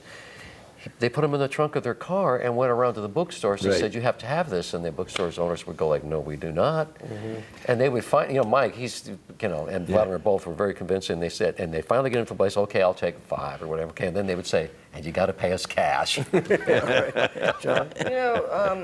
The thing about the first Love Song album, the second Love Song album, it is music that people could relate to. That's our music. But what it had, at least from my point of view, was it was reverent. It wasn't irreverent. It wasn't just music for music. It wasn't just slick music playing. These people that can craft songs like as well as Paul McCartney although you can. Thank you, sir. And you would write lyrics that I personally, not just these guys out here, but me personally playing the drums behind this, it was speaking exactly. It was commensurate with why I was there. But it was never irreverent. It was never. Even the rock and roll, it was Yeah. trying to keep the lyrics out front so that the music didn't overpower. We didn't always succeed, but that was I our think a lot of that desire. came from you, Pastor Chuck. Your whole thing was very happy, lots of smiling, but it was never goofy. Yeah. It never lost that Jesus is God thing. And never just musical, but it's the message, and the music attracts people to the message. Yeah. But if you don't get the message, then it's meaningless. Exactly. Right. So always make sure that the message, and that's, I think, that one thing with you guys, and I think that this is where Christian music has, contemporary, has gone wrong today, is that there's a lot of noise, but you don't even, I try to understand the words, but they're trite. I mean, there is real content, and a real message so that you could hear it, you could understand it, and it's the word that really, ultimately is the thing that's going to do the And see, transformation. here's the other half of it. When you use the word trite, I mean, I'm just being real honest here. Part of, even the softer musical worship stuff drives me crazy because the lyrics are so trite and so it's almost the like you just melodies. took phrases out of Yeah. a book Yes. and stuck them on a page together. There's not And that then craft or repeated them. Yeah, over and yeah, over and stole half of this one and put it in this one.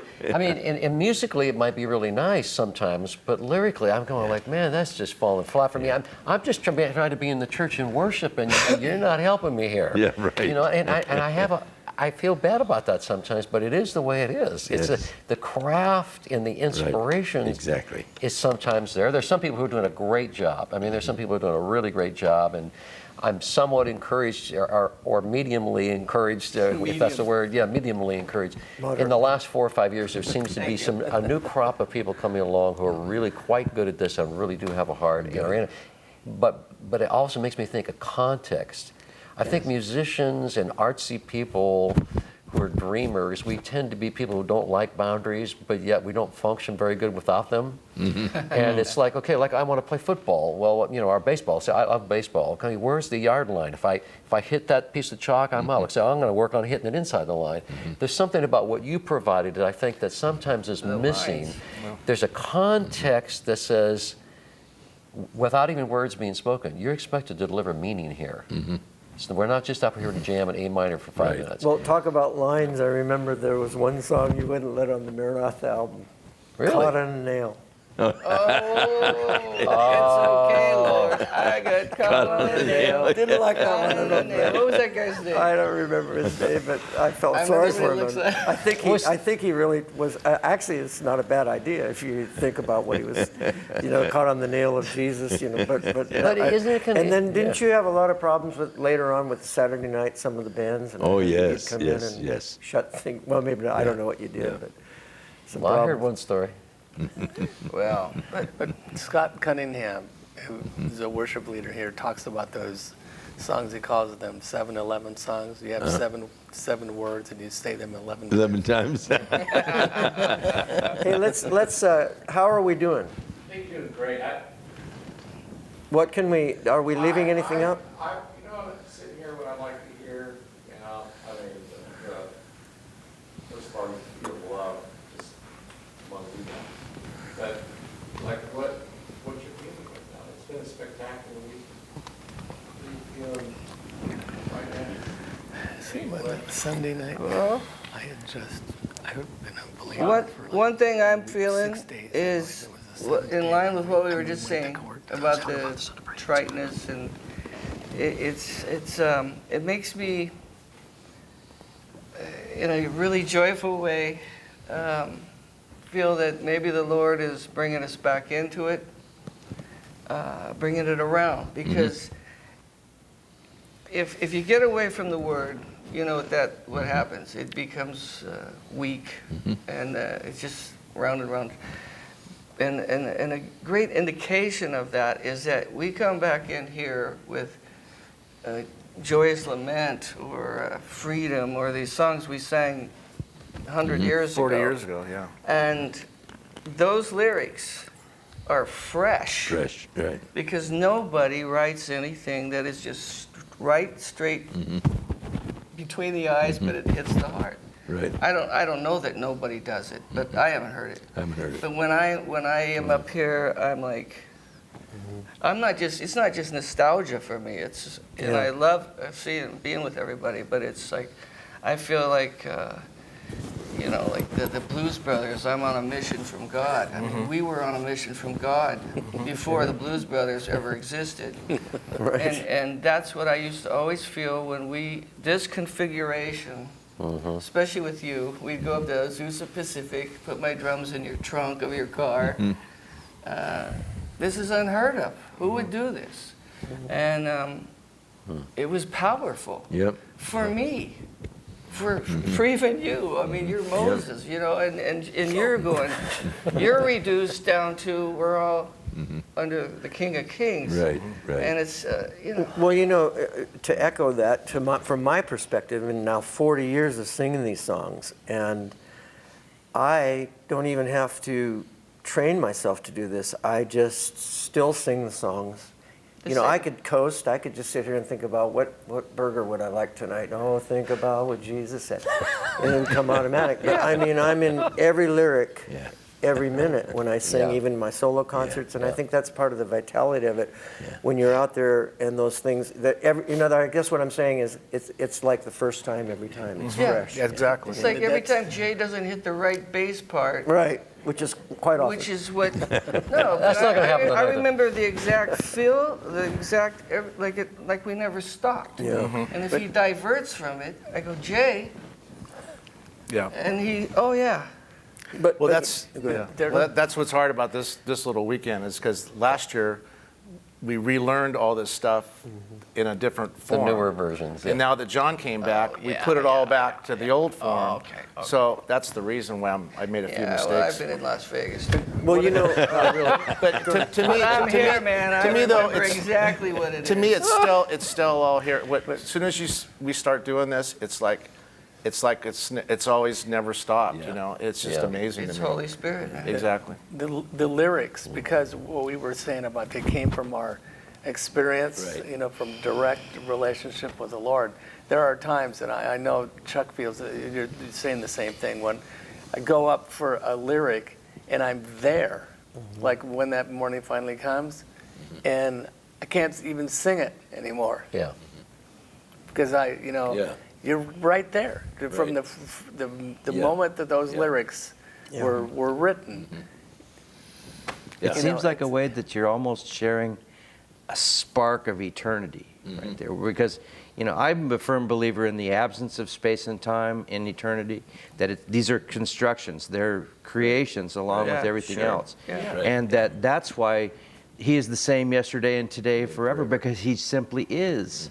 And there is no long time ago or long time in the future. That's It's right. all right now. If you're in So the that presence of the how Lord. can he yeah. forgive me for sins I haven't committed yet? Because he lives in the now. Everything is all at the same time for him. So it's really easy for us to all of a sudden feel stuff that we felt 40 years ago, and we have to do it in time, but the Holy Spirit doesn't. He's all doing it right now. But the key there is he is doing it. That's right. Exactly. And that's Precisely. what's exciting. See, for me, I haven't seen John for many years, and we haven't really played with this configuration guys for a very long time. It has to do with the individual people too. I mean, I've been involved in a lot of powerful stuff in the last 20 years that I often wonder, how did I get in this? I mean, working with Franklin and Billy and seeing thousands of people come to Christ and seeing the church at large work together in the city and singing in Spanish and Portuguese, and all that's been a blast. And very, very, very meaningful. But there's something unusual about this combination of people. I agree with that. That when we did the Welcome Back album about 95, 96, we had a lot of time together and doing vocals. And what was odd, it was a revelation to us, is it didn't matter who was singing on the top or in the middle or bottom. There was a sound. I mean, and we would flip parts around. And Jay's got one of the most magnificent up top voices. But I go back and listen to it. I can't tell who's singing in the middle. Is that Jay? No, Jacob. That's you. And there's something about the sound that's unique. But there's something about what happens. That's what's baffled me this week. And I know a lot of people don't even like the word anointing because it seems like a mysterious word. It's overused. It's overused. But I know when it's there and when it's not there. Don't you though? And I know when a sermon is there. Yeah, right. And the thing is, I can work real hard at my music and have that not be there. Yeah, true. That probably has been That's true. a lot And what of- an eye-opener though. Yeah. Because you realize that there's something more Right. than just the notes and the rhythm but there's that dimension, and anointing is it. I mean, what can you say? Well, it's like you were saying, you were trying to explain the next level. And I remember you used to say this some years ago. It's just like you said, like it's a sixth sense.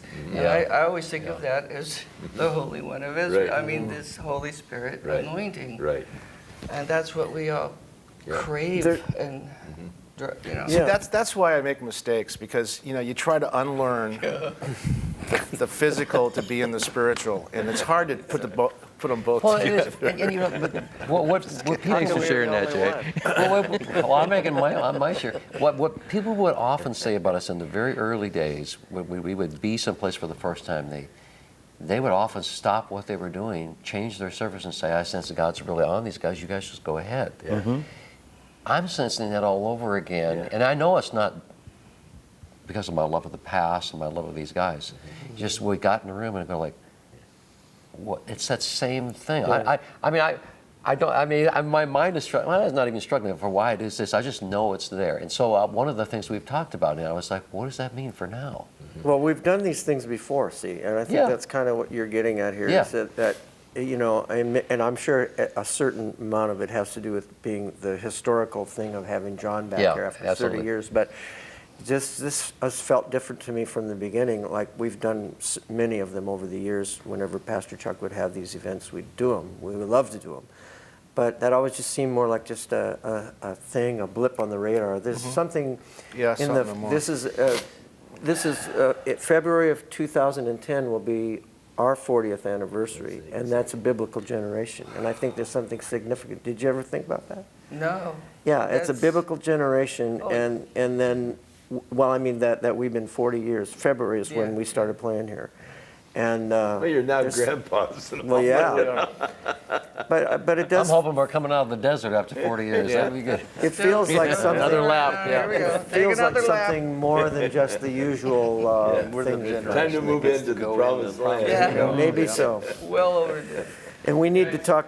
You ready to write some songs and go on to it? Well, we'll talk about that. You've encompassed this mountain long enough. That's what I'm thinking, yeah. It takes us back to what you were talking about yesterday morning. It's a big empty puzzle. Yes. You know, Yes. and sometimes you're working with the pieces, first piece right. and it's very tough. Yeah. Sometimes it's the last piece and God puts it all together. together, right. So as long as we're trusting Him, Right. OU of questioning interest down questioning there in the faith. audience, write some songs and go back together. I'm open, but He's going to have to be the one to do it. Yeah. I don't want to. Yeah. Well, and there's You know? always that fear of like if you got out on your own steam and you wrote 10 or 12 songs for an album, and it would be like, well, who cares? There's nothing there. There's an empty shell, you know. But Yeah, one but of- you're one of the- trying. You're trying, though. One of the No. things I felt last night in Montebello, there were a lot of people that had never really heard us before. Right. And that was kind of where the rubber met the road. People hearing the old songs for the first time. Yes. And there were a lot of They're people new. that really liked it. Yeah. Yeah. They're new. And they don't know who we, Right, how yeah. we look Yeah. or They- who we you know, are. or care. It's been long enough that the old is new again, you know, and of course styles do that. Yep. And they recycle, and you've got a whole new generation that's never heard it. That's true. And so, but, you know, of course this is, you know, we're going in another direction right now, but I think of just even right here in Southern California, how many large Calvary chapels we have that we could keep you guys busy for just right here, you know, for quite a while. Just say you do 3 a week or something. I mean, we've got all of these large churches now. That many? 3 a week? We used to play 4 or 5 times a day. Well, we've kind of almost you're been older doing now. that. We've been That was We 40 just did that years yesterday, ago. actually. We played did 4 times. Before Before you do that, why don't you audition them? Yeah, I want to hear them sing Welcome Back. there you go. We're getting You Get should the have been here guitars, there's the yesterday. steps of the platform. Hey, Oh, he's coming tonight. forever. But you're coming tonight, right? Yes. on a kind of a practical level, there's 2 things I want to address. One is we need to talk about full gospel businessmen. We got to get that in the story in here. And then the other thing is, between all of us, I want to make sure that we get, you know, we can do some of the backstory later, but I want to get all the stuff that involves Pastor Chuck. Do we need to cover the tent? What is it? What do you The think? tent's really important, though, I think. I was serious about putting on tape an acapella just for a few minutes, a few bars of Welcome Back. Well, we'd have to kind of think about microphones and have a couple We can guitars. just We sing need a it. guitar or We've got something. Yeah, I know. But, Welcome back. well, we could do something like that maybe. But we should have plenty of that from playing here yesterday. yesterday morning and Friday night though too. Was that yesterday morning? Did you want it for the I think it was. DVD thing? Yeah, just informal, we'll edit it. Acapella. You had to see all the Facebook stuff I have on my computer this morning. I finally looked at it, and I was just like, the whole page was just Yeah, like. it could take all day. And I clicked on a couple of them, and they're just like, they're camera phones from the audience. Yeah. You know, they did the when you were introducing Welcome Back, Oh, yeah. and it was, and there's all the responses to all those, and it was, and they're all going, you know, it's like this, you know, stuff, but it's pretty cool. But we could do something like that before we're done. But it's 1 o'clock right now. We've got 2 hours. One of the interesting stories that fascinating, I was reading the minutes of Calvary Chapel, and I think it was like right after your initial February Monday night, Pastor Chuck takes you to Estancia High School, and he sees something happen there with the high school students that is so thrilling. I just relate that. He reports it to his board. It's in the minutes of the church. Wow. You know what he's talking about? Well, yeah. Yeah. Somebody was taking the minutes. He actually wrote the minutes. tell Well, actually, no, this is when we come back to the board, the board minutes. I was just sharing how the Lord had used you, you know, that we'd gone to the Estancia High and how the Lord had used you there and ministered to the kids and so I actually forth. kind of remember that. I did too. Yeah. Now that somebody probes the memory. Yeah. Is there something significant about it that you're?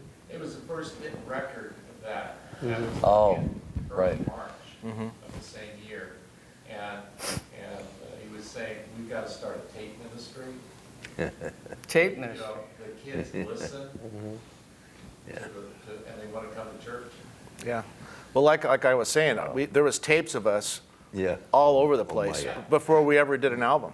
I mean, they were out all over the Well, the country. let's talk about that for a second because we were living above the garage, which that might be just a quick thing. Maybe you could tell that story about, and then Ed Plummer, who started Word Yes. for the Day for you. Oh, yeah. Didn't he go say, ahead.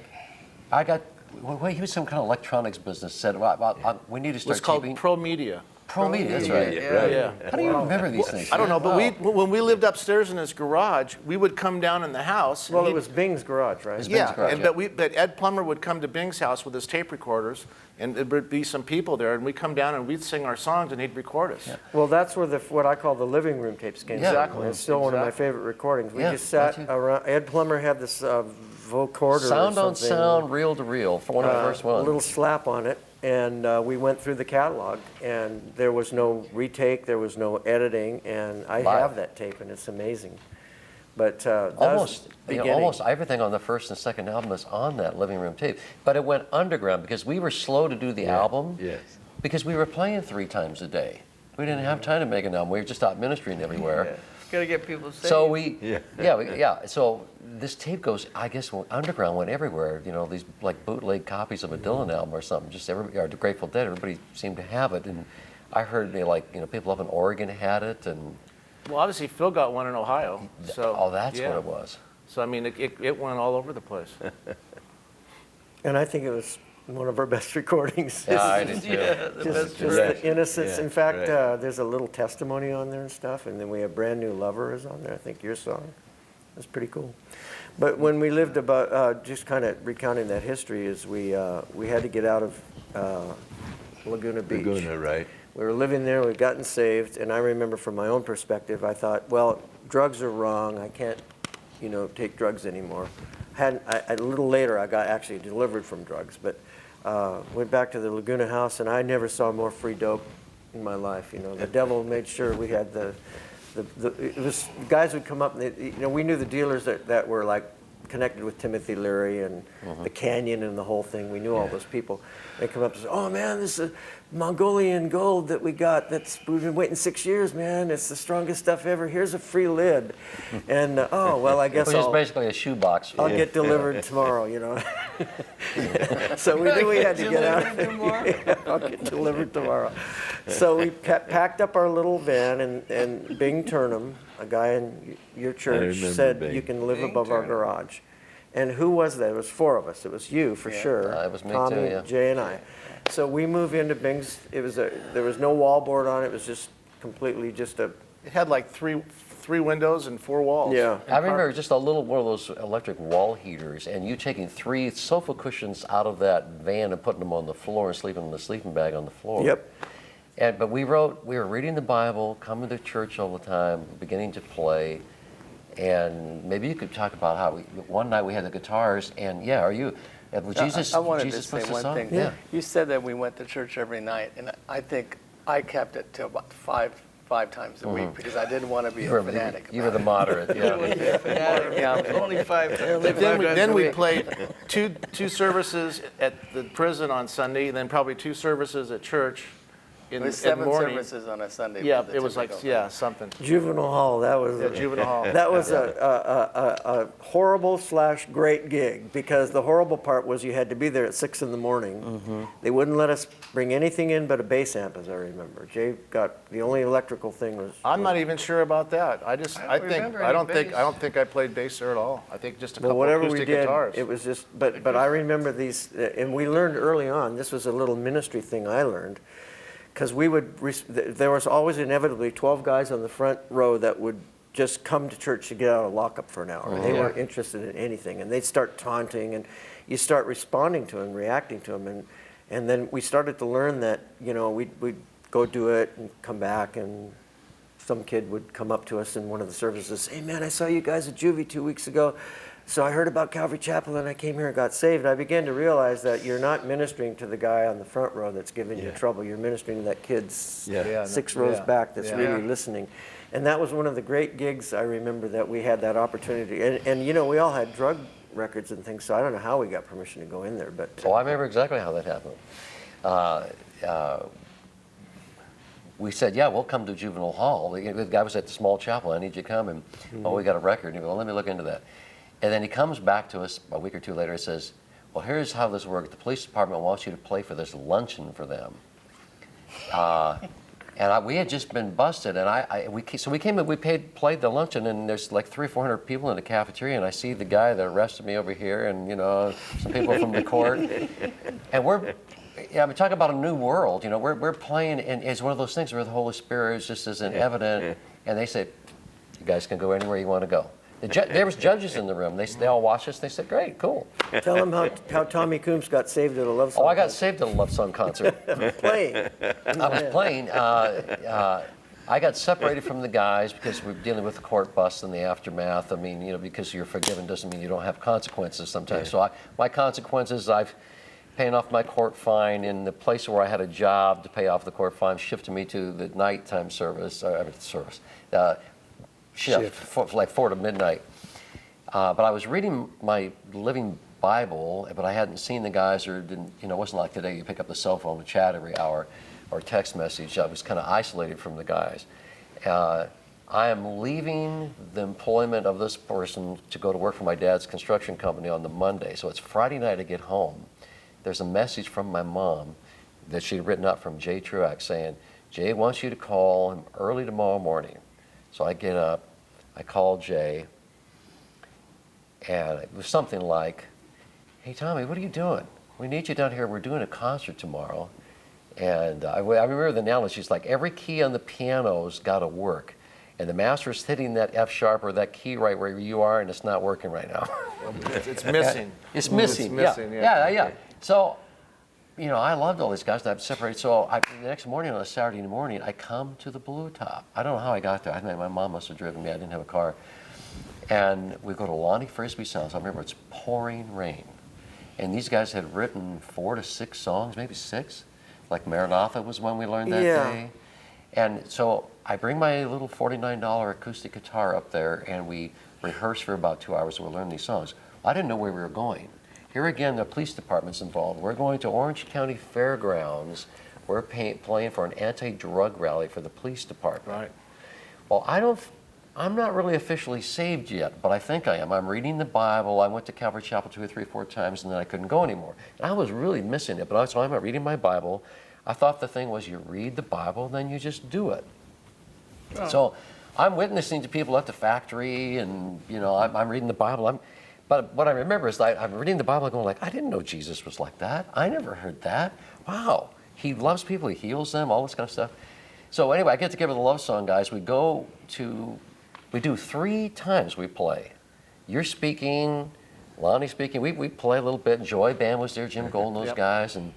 But in between times, we're walking around the fairgrounds and they're telling me stories about what's been going on with them, and they're kind of reeling in the line, and I'm not quite getting it, And we went to do the 3rd one, and it was altar call time, and I mean, surely as you can see lightning fall out of the sky, I got hit with lightning. Mm-hmm. I mean, the Holy Spirit just touched me, and God can say the simplest thing and solve the biggest problems. He just says to me, Tommy, you've been trying to do all the right things, but that's not what I'm after. What I want you to do is give me your heart, and I'll just take care of the rest.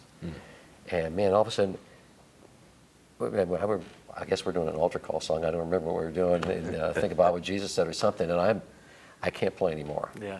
I'm just crying, and I'm sitting on top of my amp, and God's talking to me, and it's one of the first ones at the altar call. I just had to take off my guitar and. Well, somehow you got down on. I remember. Chuck Butler at exactly the same Yeah, moment. he was right beside me. He went Oh, down it was like Chuck a Butler. heap. He went down like down a on the heap. floor. Yeah, I But remember Chuck, when he came to that rally, he didn't know who I was, but he came to hear you guys, Right. and he was just fuming that you guys were playing this Christian music and at this thing, and he was just so upset, and it was great. And then the Lord zapped The him. Lord zaps him, but he was so upset. I remember hearing him just raving about, these guys doing this Christian gig, And he was a co-writer with Tommy on Two Hands. Two Hands. Later. Oh, really? Yeah. In fact, the story on that is I'm at my mom and dad's house. I mean, just amazing how it didn't take more than a couple of visits to Calvary Chapel in the sense that, God was doing something that if you couldn't be there, you really were longing for it. Yeah. I don't know. I'm sitting. I had this $75 piano. It was painted white. Chuck comes. His parents lived in Downey. He came to my parents' house and brought me this lyric. And kind of sang me a little bit of the melody and left it with me. It's just like almost like God. I never asked him. He said it was almost like God, give it to Tommy. He'll finish it. So I'm sitting at the piano for a couple days on the guitar, and we wrote the melody. And then later I heard this song about he was trying to get it to witness to a girl who was wanting to commit suicide. But it really encapsulated what was happening. Remember how people used to just put their arms around one another and sway and sing this? But it really was about the personal encounter first, and then it was just natural, like the New Testament, go and tell your brothers, go and tell your friends, get them to come and see. Yes. That's what that was all about, Yeah. But Chuck, we were kind of busting up the band, because he was a great blues singer. And he and Fred and I would be playing the blues and singing, some really cool songs. So all of a sudden, it was sort of like, you're busting up the band here. This isn't good. Now, how long into when did you put the tent up? Now, I can't remember how big was the tent? What did it seat? When we first put it up, we could seat 1,600. Okay. And then we couldn't hold the 1,600, so we added a extension on the back of the tent for 400 more. So the tent actually ultimately set 2,000 people. And did you ever, I don't know how to say it, but did you ever make a vow to the Lord, if you ever get me in a big church I'm living, I'll start another one? I mean, were you going across the lines that you were uncomfortable with going from, something small to like a whole movement, or were you okay on all that? You just flow with it, You're in the river.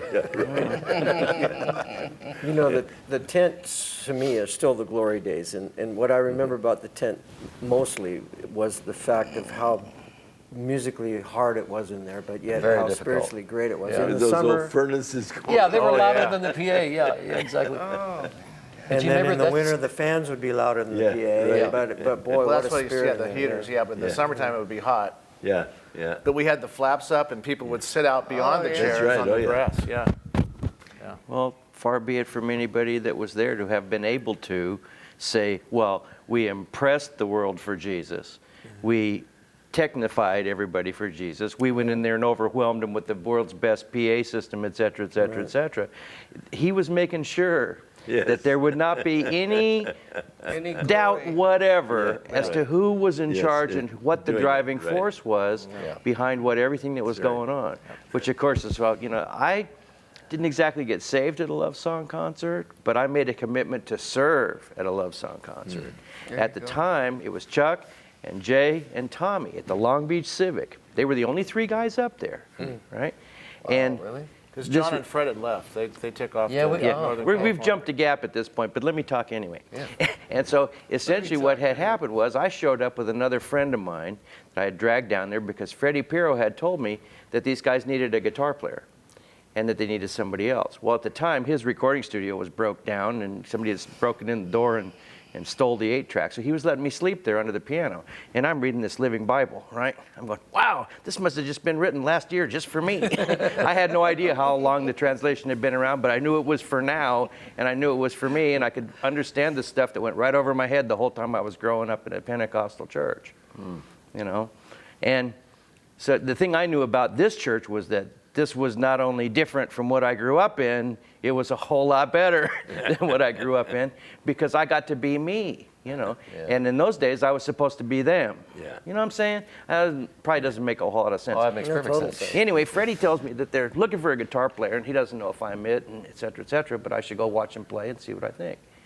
So I go down there, and I'm sitting way in the back, and all of a sudden, these songs are starting to just do what they do. Yeah. They're impacting me like crazy. The Holy Spirit grabbed me up by the back of my shirt. I think I told my friend, I think I'm going to go get some popcorn.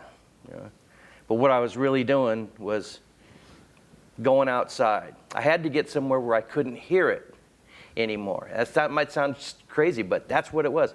And there was, they redeveloped the whole area around the old Civic, which is now gone. One of the first things they built was that lagoon thing and the steps that went down towards it. And it's still there. There's a hotel, all this other stuff. But that lagoon is still there. And it was one of the first new things they built. And I walked down and I sat on those steps and I looked into the water. And I began to pray, Lord, do you really want me in this thing? Do you want me to go audition for these guys? What do you want me to do? Give me some kind of sign. And I'm praying with my hand, facing my hands like that. And then as my hands came down from my face, I realized that those were my sign. Yeah. These had been given to me for a reason. Yeah. And that reason was to praise Him. Oh, beautiful. And you Isn't that do it great? so well. Yeah, I got those hands too. You got Him. That's beautiful. And it wasn't long before He was back. Yeah. It one of didn't the- last long. I Sorry, love it. Fred. I still have to apologize. Well, to God him. uses you in your absence, and then you bring him back. Yeah, Don Moen told me a really cool story too. He was a student at ORU when we were there, and he was sitting in the back, and it was probably you. Somebody challenged him to, probably in Christian college is kind of interesting because they could be kids taking LSD, kids who are there because their parents want them in a safe environment, whatever. Well, Don's a great guy. He was sitting in the back somewhere, and we challenged the audience to use your gift for God. And you can ask Don yourself, but it was something. It was a very clear moment for him that I'm giving it all over to God, my musical talent and everything. And this guy's written God will make a way. He's become one of the primary, very popular worship leaders around the world. And that was a moment of calling for his life. And I think one of the cool things about ministry and service, just following the Lord, is you never know what God's going to do with what you're doing. Say that again. The fruit, a lot of it, I don't think we'll see till we're in heaven. Most of the stories we'll never hear, but that was another great one. And I remember Jay talking about this the other day. We got invited to sing the junior senior banquet for the graduation, and we couldn't get back in the house. So we're in jeans and Levi's and T-shirts, and they're all dressed in tuxedos. Yep. And I remember feeling very awkward, like, oh, this is so embarrassing. I mean, nobody told us this is what we were doing. We were in our normal uniforms. The bummer was that we came back from sound check and the house was locked. Yeah. So we're all sitting under trees out in the front lawn, and at time's ticking away. And when the lady of the house finally comes back, we got about a half an hour for all of us to jump in the shower with long hair, and and get back to the deal. So we come back, our hair's wet and stringy, and everyone's in formals and evening gowns. And then they have the big buffet that I told the story about. They had everyone's walking around with the sneeze guards, and we're down on the floor inside the thing on our Crawling knees. under the Trying to sneak out and get a little people food, are, you know. People are looking down, and they kind of go, "What the heck is that?" You know.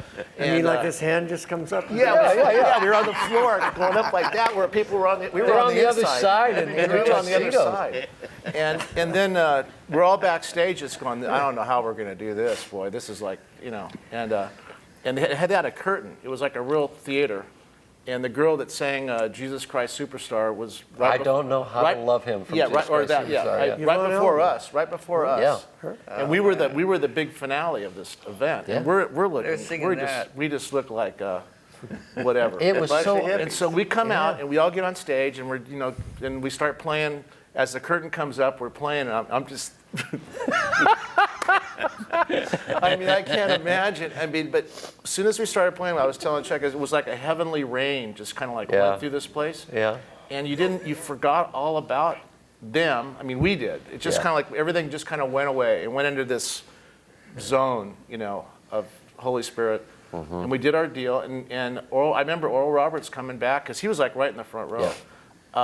He had tears running down his eyes, and he just because in those days you couldn't even have sideburns if you went to ORU. I mean, it was, and no facial hair or none of that stuff, and we were just Yeah, I played a drum solo. we looked like the POWs as usual. I played a drum solo, and he came up afterwards. I didn't know who he was till afterwards, but he just had that look that.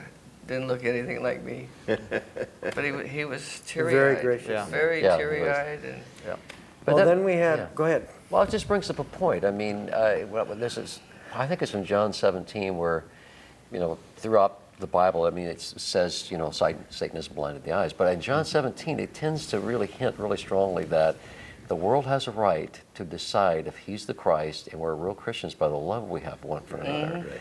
So I just think, I don't know, it seems like something's missing to me, guys, and that's what I think. It was like, I think I have a lot of non-Christian friends nowadays that God's put me in with, for a while I didn't have any, now I got a lot of them. And my heart just breaks for them to see, and I guess we don't really, to see Christ in our midst, and it's not just me. I mean, they can watch my life, and hopefully I'm transparent enough and doing enough of the right things so they see it, but there's something about the community. Mm-hmm. We don't live in a vacuum here, that we work out our faith with each other and alone, and in the prayer closets too. But it seemed like when you were talking about the Oral Roberts story, a non-Christian could see that and go like, whatever that is, I've never seen that before, and I need that. And the Christian can go, well, that's a different container, but that's the same God. You say that you have a lot of non-Christian friends, and the way I look at it is I have a lot of non-Christian friendly acquaintances. Yeah. But the only friends I have are you. Mm-hmm. Yeah. When we Sure, it's a good thing you got a family, man. when we first got the album out, This is why I can play. Amen. When we first got the album out, we were always, we were kind of predated. Later on, it became the trendy thing to want to cross over. I always liked what Daryl Mansfield said: if you're going to cross over, bring the crossover. and we were, we wanted to have an impact in secular music. And so a lot of people don't. In fact, I just I think I emailed you guys a copy of that little 45. Unedited artists. Oh, yeah, a few days ago. Well, can I preface? I mean, go ahead. it wasn't necessarily wanted to be on secular. We wanted to reach Right. the most We wanted non-Christian. what everybody else wanted. We wanted to, we didn't want to be a church group per se. We wanted to be, we wanted to be, like Have we an were. influence with Exactly that. we were. we wanted to reach the people that were like us. Right. Yeah, That were seeking. and so our question was, how do you do that, right? Yeah, exactly. And what our initial research, or Freddie Perro's research, but we couldn't find anybody that was doing what we had done in the way we thought it could be done. And you know what? That vision came really quick. I remember standing in the house in Laguna saying, what are we going to do? We've got to record these songs. But I didn't grow up in the South, and I don't sing Southern gospel, and I don't have super dark skin. I didn't grow up in a Kojic church. So I'm not a black gospel person. I'm not a Southern gospel person. We're just guys who make music. So where can we do that? And that, there wasn't this industry. Yeah. We didn't fit anywhere. And you provided that for us. The Holy Spirit brought us to you. Right. Well, this was our nest, our home, this was the body of that kept us from getting off to some other place, and so we could venture out, but we always came back and got filled back up. But do you guys remember? They've done a lot of these old docu-dramas or whatever on old artists, famous ones like You mean like James Taylor-ish old or older? The blind piano player. Stevie Wonder. No. Ray Charles. Ray Charles. Ray Charles. Good, I was running out of blind piano players. Second word. Gee, Willie Never Jefferson. mind. I'm basically talking about Ahmet Ertegun. Yeah. And Yeah. the guy's one of the most famous record guys. He All discovered time. Aretha, everybody. And we got to play for him in his little bungalow at the Beverly Hills Hotel. We did it a couple times. And he was just, we would sit in his living room and play these songs. He loved it. And he was just blown away. He wanted to personally take us to like Muscle Shoals and produce an album with us, which is, I didn't really even know who he was at that time. But you watch all these old movies, and he was like the main guy. He's like the Godfather, yeah. Well, he founded Atlantic Records, and he discovered people like Aretha Franklin and the Coasters, and they recorded him in the office in the early days. So he's a legend. We also turned down Bill Halverson, who had just come off from doing Crosby, Stills, Nash & Young's first album. We met with him face to face and sang with him with two guitars. He said, "You guys are better singers than those guys. I want to do this album." And we told him no because he was non-Christian. Yeah, and then we also had, we met with Clive Davis. Bill Halverson, an engineer producer. Clive Davis, and we played at the Troubadour one night with, I didn't even play my bass, John played the bongos, and Ahmed was there, and Clive Davis, and who was the big guy that used to run one of the Christian houses here? He was a... Ed Plummer? Ed, yeah. Not Ed Plummer. Yeah, okay, anyway. He was in Encinitas for Yeah. Yes, right. Yeah. Right. Oh, yeah. Ed, and the Greenhouse, he ran that too. Okay, you know Ed. We could Neither see can anybody up here. We could all Just see hang his with us face. for a while and you won't remember it. No, just kidding. It wasn't Ed Young. It wasn't Young. No, but it's a name like that. Anyway, he brought a whole group of Christians with him to the Troubadour that That's night. right. And I remember Ahmed coming up. He was in tears, and he was with some girl and his white rolls and all this. And Well, actually, he was with an entourage of young girls. I remember okay, that. Well, we first can of all, edit some of I remember the prayer meeting beforehand because we had this. I still had this leftover manager named Mort Solomon, who had done a couple of things of connecting us with some of these people, I think. And so here we are. We went into our van or something to pray, and we're in praying his in car. tongues. His car, okay. Yeah, in the parking lot behind the club. Praying in was tongues. Mort in the car with us? Mort was in Oh the my car. God. Yes, he That's was. right, And he so here's was. this Jewish guy, and we're totally going after it, right? In tongues and just praising God because we wanted to have the anointing when we played it. Want to be a We were witness? desperate, man. So Yeah. I remember then Amit came in with this entourage of young ladies, and they all sat in the audience. And I remember that night Mickey Dolenz was in the audience, as well as From the Monkees. Pat Paulson. Pat Yeah, Paulson, yeah. the Comedian. president. And no one, you have to realize, no one had done anything like this yet. There was no pop music on the radio that mentioned the name of Jesus. There had been "Oh Happy Day," but that was a crossover gospel song. So Which I Spirit in the love. Sky had not yet, none of that was, we were the first guys to really, in a way, in a secular situation, we didn't have radio records, but to sing the name of Jesus publicly in a Publicly. pop song. So I remember the night, it was like a hootenanny night, right? A Monday night thing. It was a Monday night, yeah.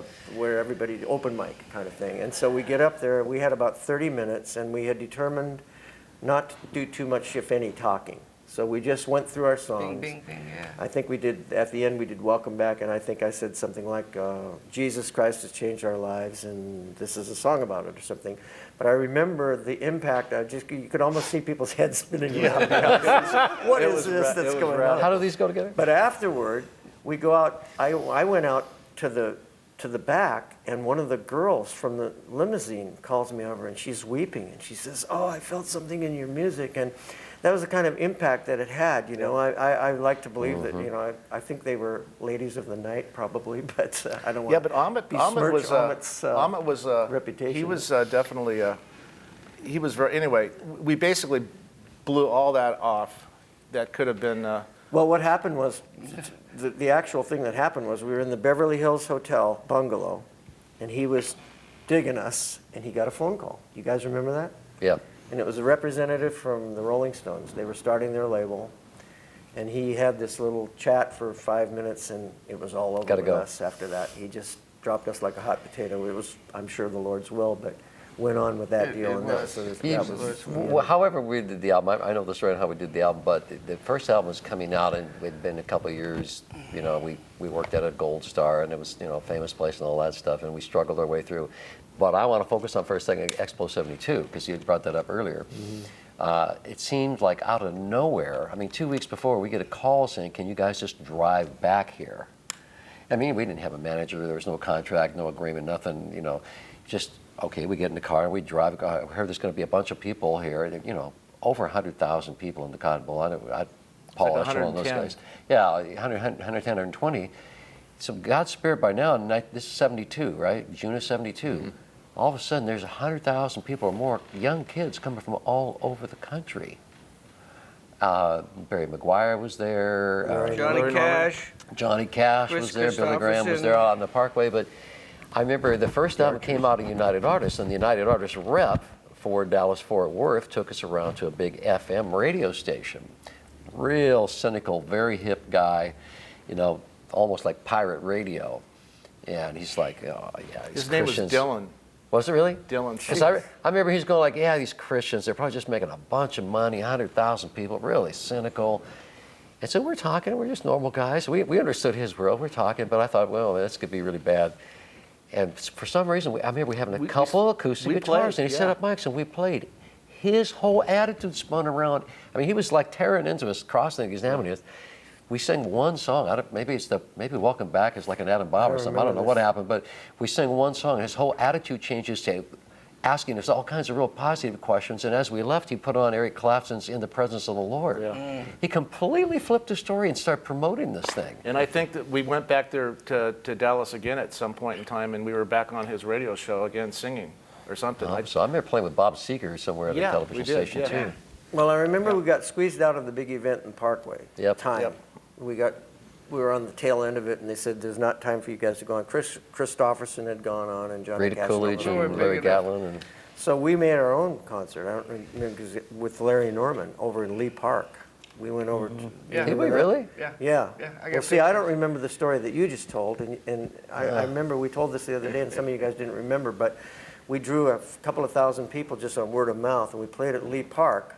But the big event was Friday night in the Cotton Bowl, and I've looked it up online, and the Cotton Bowl edges 100,000 capacity. It's not quite, but it was jam-packed. It was full. So here we are. This, to me, was a defining moment in now kind of outside of the realm of Calvary Chapel. And Southern California. It was a lot of people, and understandably, were very suspicious. I like to tell the story. I don't know if it was here or not, but the little old lady that came up to me after one of the concerts, and she bent over and looked me straight in the eye, and she said, "Young man, I am so blessed that God has cleaned you up on the inside. I just can't wait till he cleans you up on the outside." And she really said that to me, you know. But she reflected publicly what a lot of people thought. And so there was a lot of suspicion about whether we were really saved. Little Hazel Crunkleton. All right, is that who it was? He's a pastor. He's supposed to remember people's names. Oh, and it was Ed Smith, too. That's it. Thank you. Oh, very How can you good. forget that? Very good. Forget that? I wonder why you remembered that name. So anyhow, I don't know, did we play more than one song? I remember we sang love songs. No, we sang, on the big night, we sang a love song, and they read 1 Corinthians 13, Well, and we had to string it out. we didn't really, that wasn't our idea. They No. imposed that upon us. It worked out okay. And so we played it since I opened up the door. Yeah. Did we? Because did we? the reason I remember is because 100,000, well, you know, maybe the Cotton Bowl holds 100,000 people. Yeah. But you remember there was no football game going on. Right, No. so The they were whole in the- infield The was whole full. It's infield completely was full of jammed. people. But I mean, Jesu the whole, everyone started clapping.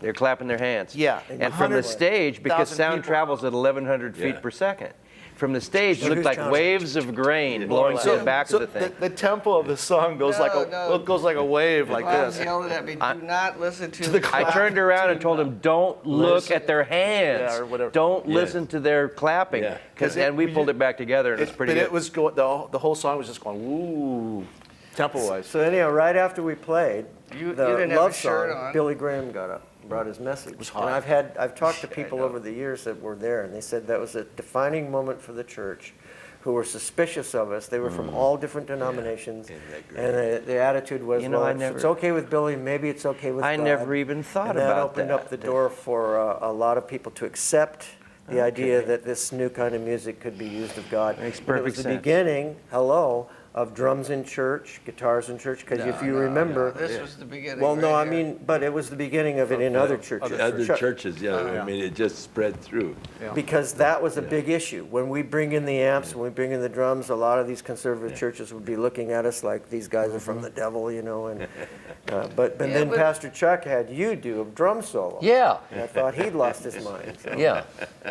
Well, I did too. I mean, Chuck, but how do you say no to Chuck? You know, I mean, It's 1:30. I mean, the last 40 years have gone by real fast. The last 2.5 hours have. True. I would just say to well, we sum need it up, to cover the Philippines yet, and that's where I was going. Yeah, we when didn't I- do the Fagumphy thing. I don't know if that's important or Yeah, not. I think we but should what get did you those. want to say? Go ahead. I keep coming back to what God is telling you right now, Mm-hmm. speaking to you, what you're hearing in your heart, and maybe a question just to sum, and then we can come back to that story. But sum up, like, what have we learned this weekend? You know, it's almost too fresh for me to know yet. Yeah. I haven't had. We've been so busy every second. We really haven't had much time to reflect and talk. That's how it used to be. But I was thinking this morning on the way driving up No, here I that it's nice to feel like you're back In the saddle. in Back in. The saddle. basically in the old days you never thought about what you really wanted to do or what you didn't want to do. You were just doing it. Yeah. And that's Yeah. kind of how That's a this good- that's last good 4 days has explanation. been. You're And just it's kind of like walking you're following, you're just holding on, you know, to God's hand and just going, okay, I'm going. Where do I go next? And that's what I think about this weekend. It's been very cool, and I'm not sure where he's going to lead after this, you know. But that's. I It's heard been a song very- one it's time been very about doing comfortable. What I always wanted to do, staying close to Jesus. That's the way it's got to be. But it's just, I mean, I know Somebody everyone, get a you should be pen. that way every day. But, you know, it's, Chuck coming Smith to me. sings our song on video. That's going on the video. Okay, good. All right, good. sometimes my days are not quite that easy. And so, but I really enjoy just the whole, even though it's been tiring, it's been, on the other fantastic. side, it's been very rewarding too. So it's been really good for me. There's a particular sense of destiny about this one, and I don't Yeah. know. It could just be that we'll have a Well put. great week, and we'll go our ways, and nothing else will happen. But Miracle, you're something, all here. Yeah, that's true. yeah, absolutely. 40 years, you're all here. But I do feel something we're extra all still special alive. with this too. Still walking with the Lord. Yeah. Or with Pastor Chuck at Calvary Chapel. Wow. Yeah. I mean, Yeah. I mean, who That's could some, orchestrate that's some that kind but of a Jesus? miracle. Well, let's Yeah, it get is. these two stories. Is that okay? I mean, there's not too much to say, I guess. So, but when I was starting that story about the album coming out. And I'm being- sorry, let me Yeah, go interrupt ahead, just one sure. second. I had a really cool story that does directly answer your question. Yeah. I'm out, at the record table with you yesterday, and, during the course of the last 5 days, we've seen all kinds of people who grab onto someone to tell us a story, right? And I think I told you this yesterday, Pastor Chuck. A lady used to work for you in the office named Rose. Oh, yeah, Remember Rose. this? Yeah, her daughter, I think her name was Debbie. Vicky. Vicky grabbed me and she said, well, Rose is in a wheelchair. She really wanted to say hi to you guys. She couldn't make it today, but so we signed an album and sent it home for her. But Vicky said the day before the Friday concert, she got a call from 2 old friends of hers who were backslidden. And they called her and said, can we come with you to the concert? And they said they sat out there and cried the whole time and both recommitted their life to Christ. And now Vicky didn't go chase them down. They called her, right? So that's what I'm wondering about. I'm wondering about that. How could we not do this? And not that, but I have kids in their mid-30s.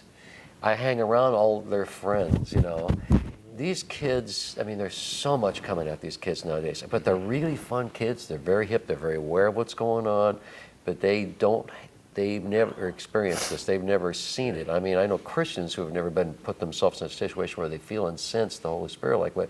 So that's what I'm wondering about. People being reminded that God really does love them and that He wants to wrap His arms around them. And then the other thing is, what does this mean for the next generation? Because there's something about bands that are just cool. A real band, we're not playing with tracks. We're out here struggling out, trying to figure these things out. We're playing it. Some moments are great. Some moments are like, well, we're still trying to figure it out. But what does God want to do with that? I think He wants to show something to the next generation, or maybe a generation that just came a little late and they missed it all, and then remind those who weren't there. That's what I'm wondering about. The thing that's a frustration for me, and I'm sure I speak for you guys to a certain degree, is that as we get in the thing we're in, we're perceived differently than you would be or a preacher would be. Although I'm hearing from preachers, that's starting to happen with them as well. Oh, really? Is that we're, because it's a stylistic thing about the music, that you're sometimes perceived as a has-been or you're washed up or you can't sell records about the one anymore. comment we got from a significant church right here locally about somebody there wanted us to play, and what did the music minister say? Oh, yeah. A huge church in the area was approached about us playing, and the response of the worship leader was, well, have they contemporized? Oh, my. Well, like you're asking, I'm sorry not to compare us to a group like the Eagles, but like you don't ask the Eagles or the Crosby, Stills and Nash to contemporize. You want to go hear their music the way you remember it and love it.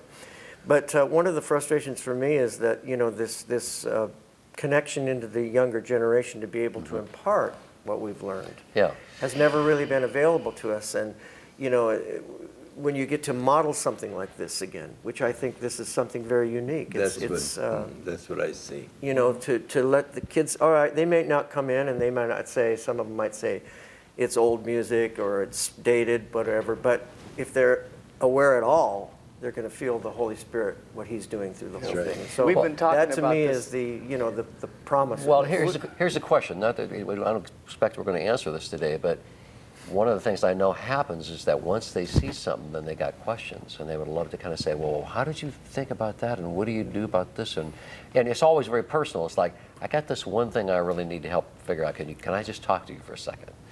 How could we facilitate that? Maybe that's speaking at a college campus or hanging out for a couple of days. I don't know, or having a 3-hour luncheon with a bunch of guys like that and gals. I don't know. Last night you had some guy named Dave, who was a drummer, that came up to you, wanted to meet me and all this. He's my drummer in my other band. Okay, and he comes up and he goes, I get it now. I get it. So I'm not exactly what he was exactly talking about. I don't know what he got, but But you're glad he did, yeah. But it was like he had a revelation. So I think what happens is we're not exactly as tight or funky and hip and contemporized, but something is going on here. Even though we're making mistakes here and then at the end of the songs or something, but like always. there's something else. Yeah, but that it doesn't matter. Right. No. Yeah. And we Because know something now that else it has never really happened. mattered. And that stuff that they've never felt or experienced. And those are the guys that are going to hopefully receive that and then put it into their music. Well, How cool was it to see the place full, too? Yeah. Oh, it's wonderful. That's one of the things we've talked about too, is that groups like the Grateful Dead are still touring all over the place, and they're drawing young kids. I think of how Jesus addressed the church of Ephesus about 40 years after its birth. Really? That's when that happened, huh? When you get Revelation, Yeah. see, it was written in around 90. And his remarks were, you've got, you're still there. You're still working, but you've left your first love. And I think that there's an awful lot of people that were awakened to the Lord 40 years ago. But they've left, and they're out there, and I think there's a huge, massive people out there who have sort of gotten families and responsibilities and other things and distracted from the Lord and the things of the Lord. And I wonder if he's not wanting to just sort of say, hey, come back to your first love. Remember your first love. Yeah. See, I think that applies to pastors too. I mean, we know that pastors, hundreds of them are quitting every week. They're just losing heart. Yep. And it's not an easy job. True. And they're losing their way as well. I mean, they didn't know that they were going to have to handle people and finances and problems and marriage counseling, and then sometimes you get 30 years into it and your wife's not very happy with you either, because the ministry has become a mistress in a way, and you're completely consumed with that. And like you can be with work of any kind. But I know a lot of pastors are really struggling. I know several guys that quit the ministry. Yep. Just had it with people, had it with the way church is, So Yeah, but they can come around again. well, that's what I'm saying. It's like, I mean, and it's not about us. It's about God filling the container. Yeah. Now, I've been working designing What are you doing? churches and dealing with committees, church committees, and pastors, and it can get a little Yep. Yeah, You know who they had have it to wired? they have to- It's one of your lieutenants, a gentleman that we know he's passed on to be with the Lord, so we can use his first name. His first name was Laverne. Yes. And he sat a bunch of us kids down. A Marine named Laverne. Couldn't use it when. No, I don't think so. One day, Laverne. Romaine sat a whole bunch of us down, band members all. And he said, okay, you guys, we're going to talk some turkey here today. And his concern was that too many of us had too little new wine being poured into us, new learning, new stuff. And he used this phrase I will never forget. He said, if your output exceeds your intake, then your upkeep will be your downfall. And that's exactly what happens to a lot of these folks. Well, I would make one correction. If he was here, he would be correcting you, so I'll do it in his behalf, because my dad was a Marine. He was not a lieutenant. No, I said he was his lieutenant. Oh, okay. Well, yes, he was. Yes. I knew he was a sergeant All major. right, Sergeant Major. That's the highest enlisted man you can be, and Yeah. not an officer. I work for a living. I remember one day at church, Scotty Lockwood walks up to Pastor Romaine, and Romaine had on this kind of like this red and orange tie or something. I don't know what it was. And Scotty walked up to him. He goes, Looked like flames. He goes, Romaine, that tie looks like hell. And when Romaine left, Scotty dragged him around the whole courtyard showing the tie to people. Well, Romaine used to come and do Bible studies at the Gilberts, and he taught me a life lesson, because I was going through this false modesty thing of being on the platform, and oh man, it's an ego trip, and are we worthy, and all this stuff. And he just said, I was kind of sharing that with him, and he says, well, he says it's not just your privilege, it's your duty. And turned it right around on me. It's what God expects of you, and it just released me, and it was different from that day. That's what he gave to the room full of guys that were there that day. Yeah. He was the first one who ever pointed his finger at me and called me a minister. Called you a what? And Really? a minister. And that knocked me about 3 feet back, because I'd been learning about God my whole life. And I'd been learning to play the guitar in my room with the lights turned off, or back behind the garage, or doing something that I thought was separated from the God part because of the culture that I was in. A little Pentecostal denomination that had separated itself from the Foursquare over Amy. Now, since there's been a reconciliation, Open Door, was it? it was actually the Open Bible. Open Bible, but yeah. And they basically have reconciled. Both of the big organizations have gotten together, and it's been healed. But in the day, I mean, the girls didn't wear lipstick. They couldn't put a little pink on their cheeks. I mean, it was no dancing, no movies. It was very, very, very strict. And so for me to all of a sudden have the pieces come together in my puzzle and have somebody point at me and tell me I was a minister, it was a huge impact on me. Made a big difference in how I behaved after that. But it also soaked into all these guys, and they all began to realize that this was a serious commitment. It wasn't just having fun and playing guitar and being famous or just even singing for Jesus. It was really all about pouring out of yourself into other people as ministers of the gospel, not just as, you know, our old friend King David is my favorite just about, because he knew where to send the new scriptures that God gave him. He just sent them to the priests at the temple.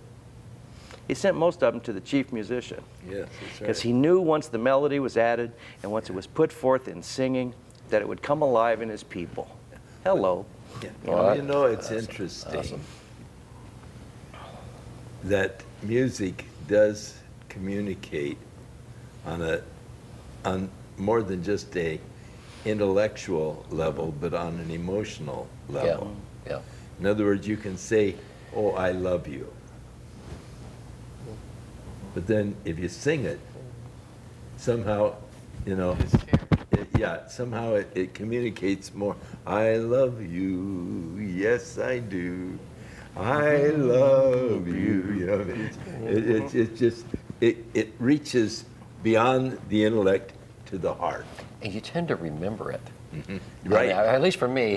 Right. Well, yes, we teach the kids the songs because it sticks in their memory. Well, all those songs that I walked into the little chapel, Yep. they sounded like little Hawaiian songs or Hallelujah. I never heard any, but I remembered everybody ought to know, and there were definite Yes, melodies, Yes. but they were so sweet, and it always was it by myself. Walking, feeling bummed out, I would remember these songs.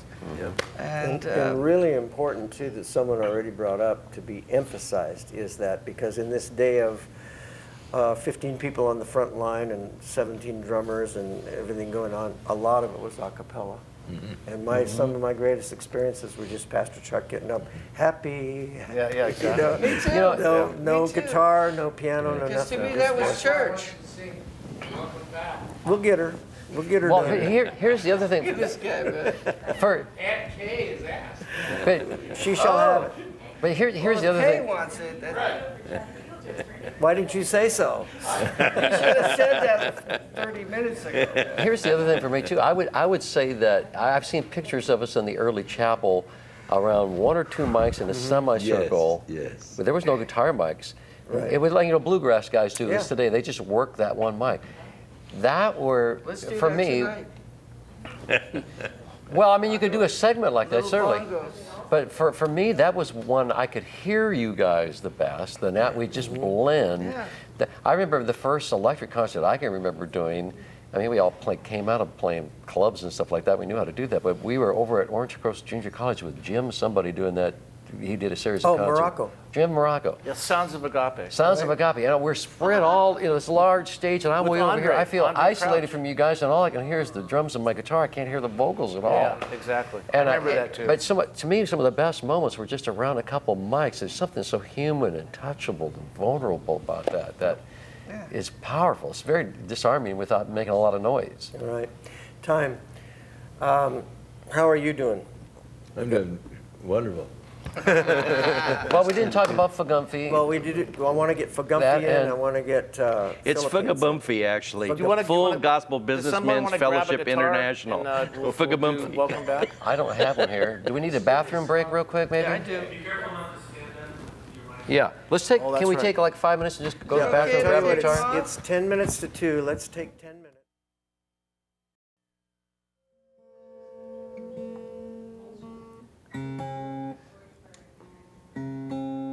Sounds good to me. Dude, right there. Hit it. Here we go. Okay, 3. We're gonna do just part of it? Do the whole deal. Really? Okay. Boss is right. Okay, then we'll do it from start.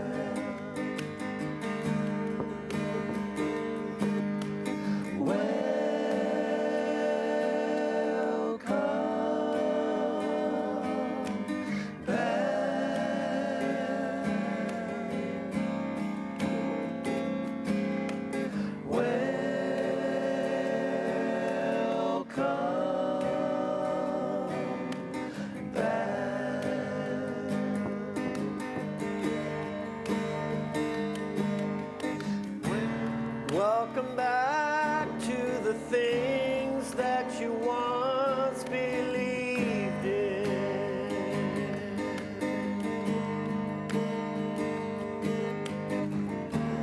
Welcome back to what you knew was right from the start.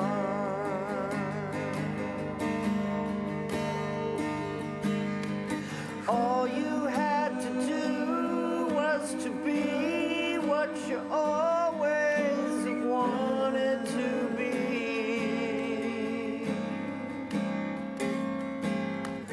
Welcome back to the love that is in your heart.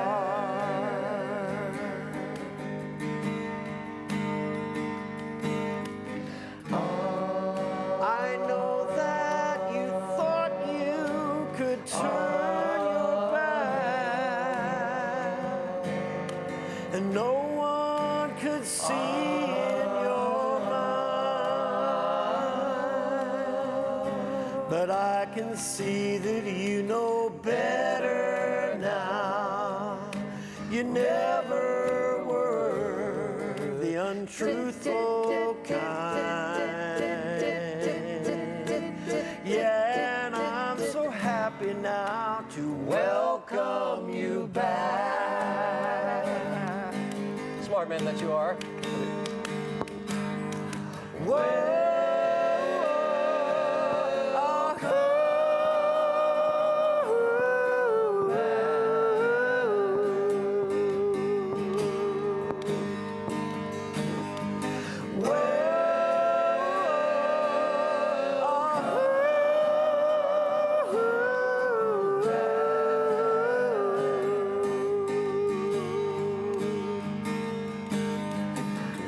Sometimes you just don't know what you're missing till you leave it for a while.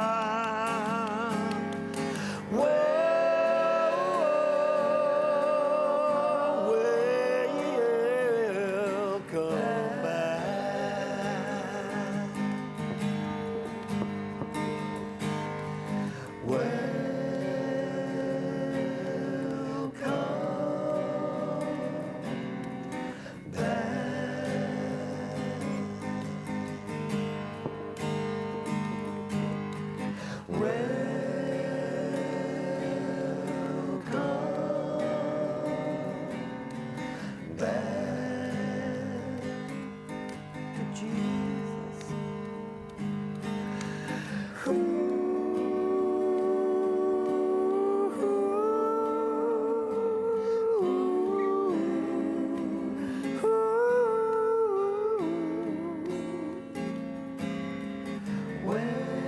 Welcome back to Jesus.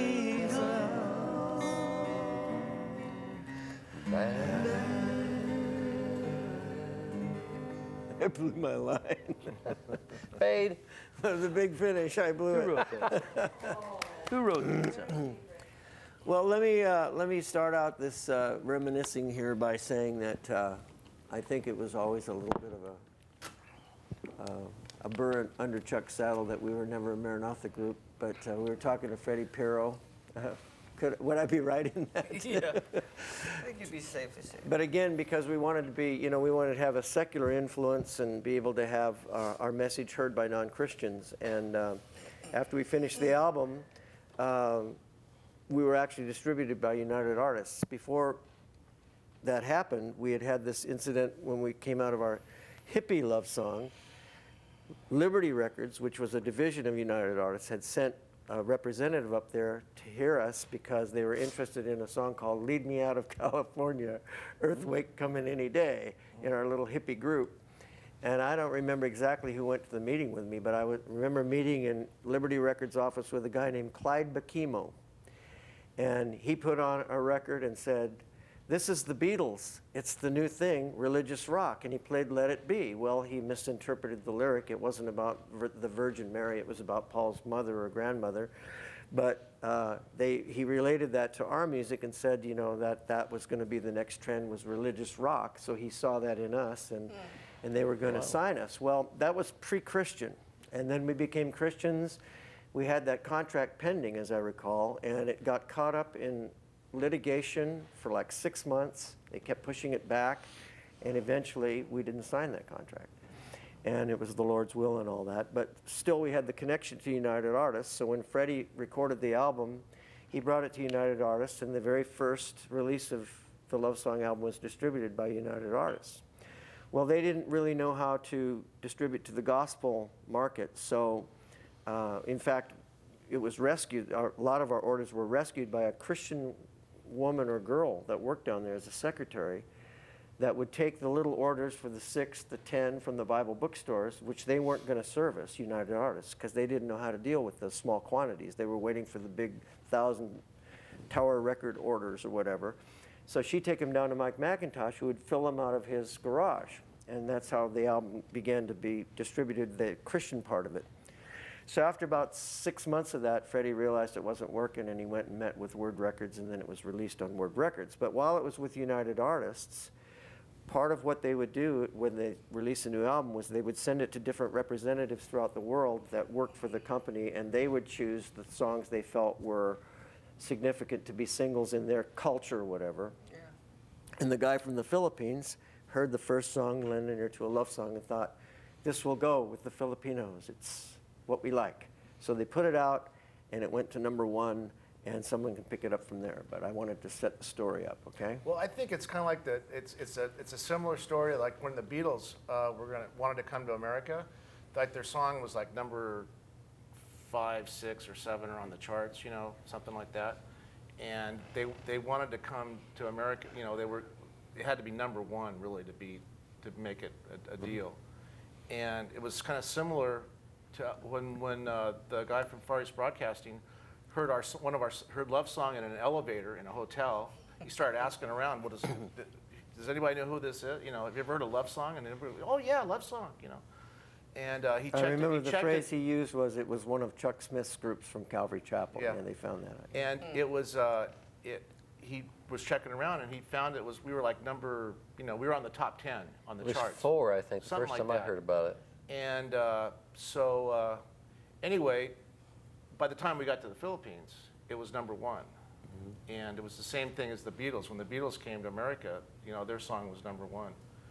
And So we're just like the Beatles. kind of, yeah. We played in the same place, too. It was like actually being the Beatles for a week or two. For a week, yep. Because of the experience and the pressure and the people. You couldn't go anywhere. You couldn't stop anywhere for 10 seconds without gathering a crowd. Yep. And you had to be very, very careful where you went, what you were doing. And just basically even for protection of the public as much as for making sure part of the your own reason self for got that safe. was that we had to get government permission from Marcos to have long hair and beards, because under martial law, all the young men had to be clean cut. So someone put a thing through where we got government permission to come in and have long hair, and then of course we got off the plane. Well, it starts off on the plane, because the first thing I heard was that you guys are, from Mike McIntosh or somebody, you guys are bigger than the Beatles. And of course you don't believe that, because no one was bigger than the Beatles. Yeah. But we get on, Philippine Airlines comped our tickets, and I don't know if you guys remember this, but the stewardess came by to get drink orders before the plane took off. and she just about dropped her notepad. You know, she looks at us. She goes, "Love song." She goes, "Jay, Tommy," you know, and we kind of go, "Hey, this could be serious," you know. So then we get there, the long flight, and no everybody one brought a brush. Right, everybody packed their toilet kit in the luggage. Yeah. So we're all disheveled, and we walk off the plane, and there's news cameras grinding. Well, I remember too that I might not have this right, but we were in Canada and we kept getting these calls. I think we were, yeah. And I remember somehow everything got rerouted and configured, and we wound up sitting in like the San Francisco airport for 8 or 10 hours before we even got on that plane, and we had come from Vancouver. Yeah. And it was like a really super, like 2 days put together. Yeah, and like just, really grungy. Yeah, yeah. So it was, but you know, I remember having to surround Jay with National Guards because I mean everybody there's got black hair, black eyes. So he was like, Yeah, he was like blonde Jesus hair. walking through the crowd. He had blonde hair. People and- would dive, and well, the deal that the most scary one was you guys were already there. It was at the University of the East. Yeah. And I went with someone, I don't know, was Doug Sutphen or somebody to the stage because it was going to rain. Such as it was. To make sure our amps, our equipment was covered up. So I come back and I took a napkin.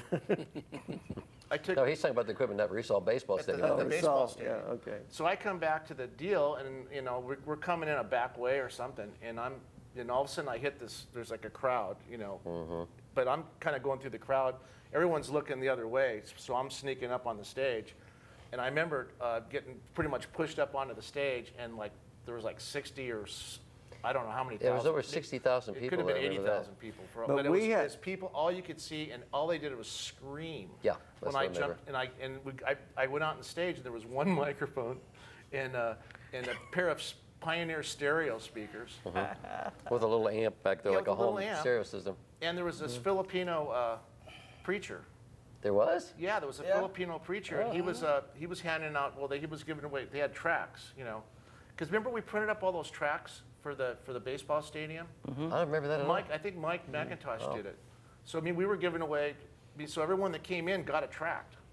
Wow. So every night, and then we couldn't really do an altar call because people would mob the stage anyway. Yeah, well, yeah. But we had crazy. a National Guard unit that Well, yeah. cordoned us off. To get in there. leave, Yeah. we had to Right. go out, and I remember people were jumping over Yeah. they were all locked in arms. They were jumping over there, pulling my beard, pulling my hair. yeah, I remember them and pulling I had your hair like out. ink marks where everyone was trying to get Yeah. I autographs. still got a scar on my wrist that It was one poor crazy. little girl that Absolutely crazy. she sunk her nails into my wrist, and I pulled it away, and it kind of ripped out. And my first thing was to recoil, and the second thing was anger. And then as soon as I got the slightest little bit of anger, her poor little face just melted. So I actually grabbed her and just held her for a second, and then tucked her back under the ROTC guys, and so that she wouldn't feel horrible that she had injured somebody, you know. Well, But you know, one of the things I recall, and I do have a lot of sympathy for people who were super famous because of what we went through there. I mean, we had girls trying to break in the room. Oh, yeah. People coming through acting. You know, they were publicists and photographers trying to seduce us in the room. So I remember I just had to get out of a room. Yeah. And this girl's drop dead gorgeous, and she's Johnny Sisu brought her in. And I'm thinking, how did she get in the middle of this? You know. And you just realize, you know, how hard it would be to be that famous on an ongoing basis. But I remember we pulled into there was like a traffic circle, and there's these pictures of each one of us in the traffic circle that are probably 20, Like 30 60 feet high, tall. maybe Yeah, it was like higher, Sunset yeah. Boulevard, you know, Yeah. when you're like some Yeah, but big each one of billboards, us yeah. were going like, what's going on? And these jeepneys are going down the street playing. A Little Country Church was number 4, and A Love Song was number 1. And I remember the jeepneys going down the street blasting our music. Well, I remember the headline in the newspaper or on the story was "Love Song arrives in Manila looking much like the POWs arriving at Hickam Air Force Base." From Yeah, and that's where the Clark, POWs yeah. were coming back Yeah. from now. And do you remember that on the nights of the concerts, they would say, well, you're going to have to wait a little longer now. The Rolling Stones of the Philippines has to play before you, and the Elvis of the Philippines has to play before you. yeah. And some of these, you know, Well, maybe 4 hours before we would come on. Significant is that they didn't realize we were a Christian group till we started to play, because the song that was number 1, maybe they did later after Little Country Church. I think Welcome Back was being played too. But a lot of people would say, "Oh, well, we went to your concert, and remember that one guy interviewed us, and it's a lot like church." Yes, I do remember that. Right? And we said, "Yeah, well, you know, and we told a little bit about our testimony on the radio, but it was big stuff." And then the other thing, like Bob, you mentioned it, was that you couldn't hide from your witness. You know, if you wanted to be weird, you're the only guys in town with long hair. There's no such thing as anonymity. At No that point. anonymity at all. So it was pretty exciting. And then now Jay's trying to think that maybe we had more than 10,000 people a night. Oh, yeah. Well, I think so too. I think it was 18,000 Yeah, it was seater closer to I've played 20,000 than Resalt We'll have to Google it. It's still there? Here's the other thing. Didn't we, like, Every time he tells it, it's Mike McIntosh met us at the plane and said, don't say anything, follow me.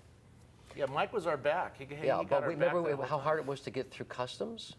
We had a small little Sherwin Vega PA or something with us, and maybe we just had our instruments, and the guy who was the head of customs, the very head of customs, said, "Oh man, you guys got a lot of stuff here. This is a problem." And we got delayed for like an hour and a half, and then finally it came out. You know, my daughter's really a good singer, and if you could get her on the platform, I could probably get your stuff through here. Right. And little did we know the whole country worked that way at that time. But I remember we just threw our bags in the hotel. We couldn't even shower or anything like that. We went directly to a 2-hour live radio interview. Do you remember what happened there? How the guy on the break, you know, really good-looking celebrity kind of, host. He was the TV or Johnny radio? Carson of the Philippines. Radio. Okay. But they looked like TV people. The guy had told us during a break that he had a nervous breakdown and he wanted to really talk about faith.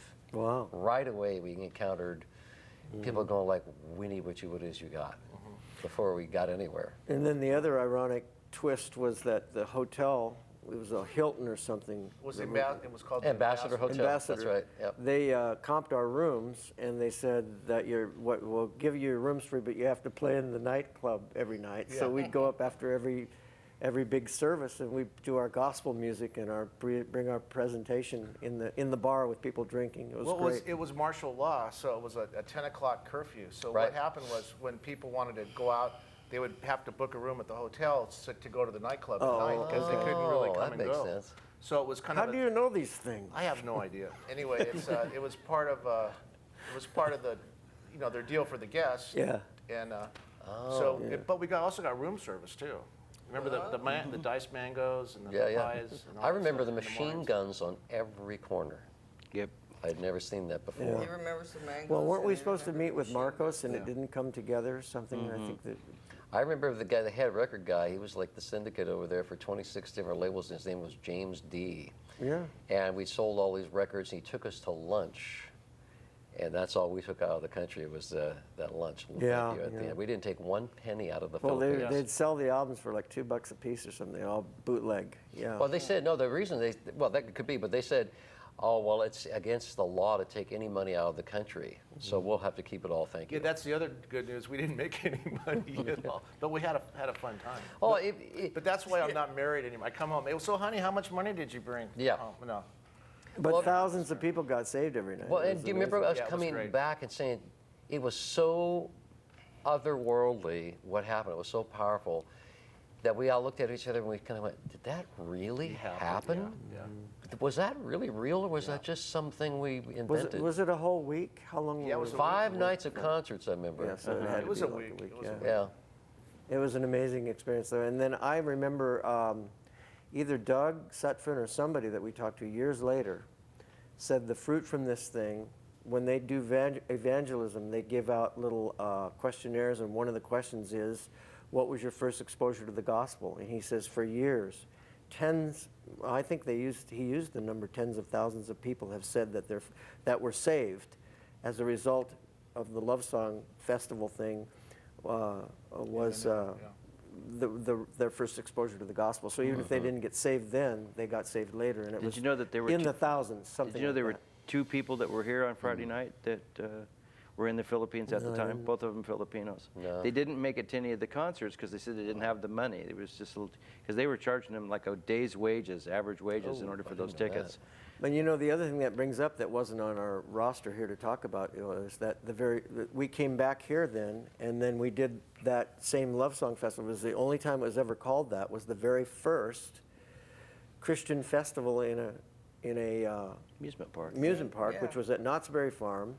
They had a skeleton crew on because they thought, oh, it's just going to be a blow-off. There's nobody's going to come, and it set a park Set a record. record, yeah. And they had to call people at home and say, come on in, Christians are flooding the place. And that was the very first one ever. Did we play in the John Wayne at that first one? Yeah, it was called And John Wayne. called the Love Song Festival, and then they changed it to something else after that. It was never called that ever again. And we, even though we played there later on. But so that's kind of another kind of cool. What do you think about they still do that at Six Flags and Yeah. Disneyland and all that stuff? Night of Joy or whatever they call Yeah. it. You know? Yeah. Phil Kagi played with us on one of those. Yeah. 1973. There was I had Yeah, a cassette at the John tape for a Wayne while Theater. that was so killing that gone now. But What was the one at Disneyland where we played at the train thing? Yes. That was, reunion tour, was wasn't that- it, Jay? It was right after the reunion tour. I don't know if it was Night of Joy. Where did we play the first time, Night of Joy? Did we? Was that at Disneyland? Yeah. One of them was right by the railroad tracks. The one Yeah. that we saw the picture the of front, last week. in the That's main the one plaza. after the reunion tour. Yeah, I Well, think so. did we ever come up in the thing? That's the Flower Pot No, I don't stage. think we did the Coca-Cola Theater. The one after the reunion tour, Andre was at the Flower Pot stage. So did we ever play anywhere else other than the train station? Not that I recall at Disney. Then that was the Night of Joy then. Yeah, most of it was over because Gerald Anderson was head of entertainment at Knott's Berry Farm, and that's how that happened. But so many firsts, you know, we were really blessed in And, so and many Sonny ways. Anderson was head of entertainment at Disneyland. Yeah. And that was Gary West's uncle. Oh my gosh. Uncle? See, that brings up Bugsy and Our people father- people it's who gave either their he was a lives to relative- help I us think too, his like father-in-law, roading yeah. for us and stuff like that. And I don't know what other stories you wanted to capture. Well, who wants to tackle Full Gospel Businessmen Fellowship, or say it correct? Full Gospel Businessmen's Fellowship International. But say it- Fugabumphy. FGB. What is it? Fugabumphy. Fugabumphy. No, Fugabumphy. Okay, I take your word for it. We're not, okay, we'll leave that to That's you. the pronunciation of the acronym, yes. Well, Demas Shakarian and the boys. Lonnie, well, Demas was a great man. Lonnie was really instrumental in taking us over to meet Bob Mumford, I think. Bob was at Melodyland, and Lonnie was like I think he always wanted to be in the band. He was a big brother and almost like a promoter. He would, a lot of people do this too. We'd go places with Pastor Chuck, and but he took us over to Melodyland. I remember the first night singing over there, and again, it was one of those, oh, I sense the anointing here. Let these boys sing. And Bob was teaching, and he wanted us to meet him. And it might have been that night, or it certainly had to be close to that time. He said, well, I'm speaking at this Full Gospel Businessmen's thing up in Oakland. Can you guys just drive up there and sing? Well, he didn't tell us that he was in charge of Right. the chapter, and this wasn't really an official invite. So I remember Calvary Chapel took an offering to get that Ford Econoline van The first tuned. one ever, I think, and I remember how uncomfortable I was because Yeah. I've never had that happen before. It was Well, weird. and they took an offering to send us out to go up there, and we didn't know anything about Full Gospel that I can recall. And we get up there, but look at some neat chapters that happened. We stayed with Herb and Lynn Brenlin, probably, Yeah. and we wrote "Praise the Lord" up there. Sometime, Yeah. Maybe not that time. The Little Country Church. Little Country Church Church. in the front The- room. Little Country Church was written in their front room. We had experienced it here, but then we saw it up there too. But that's a funny story because I remember walking into Full Gospel Businessmen's, at the convention in Oakland. Again, it's another one of those stories where everybody's dressed in chiffon dresses and suits and ties, and hair is perfectly hairsprayed. And when we walked in, Lonnie had a fringe coat on. I remember that. And we had jeans and what else. It was like the Red Sea parted. They just went someplace where we weren't. Well, there was a group Not out up of there. respect. There was a group up there called the Children of God, and evidently they were causing a lot of chaos, and we pretty much looked exactly like them. That makes From sense the to me now. outside. Yeah, I didn't And know so that.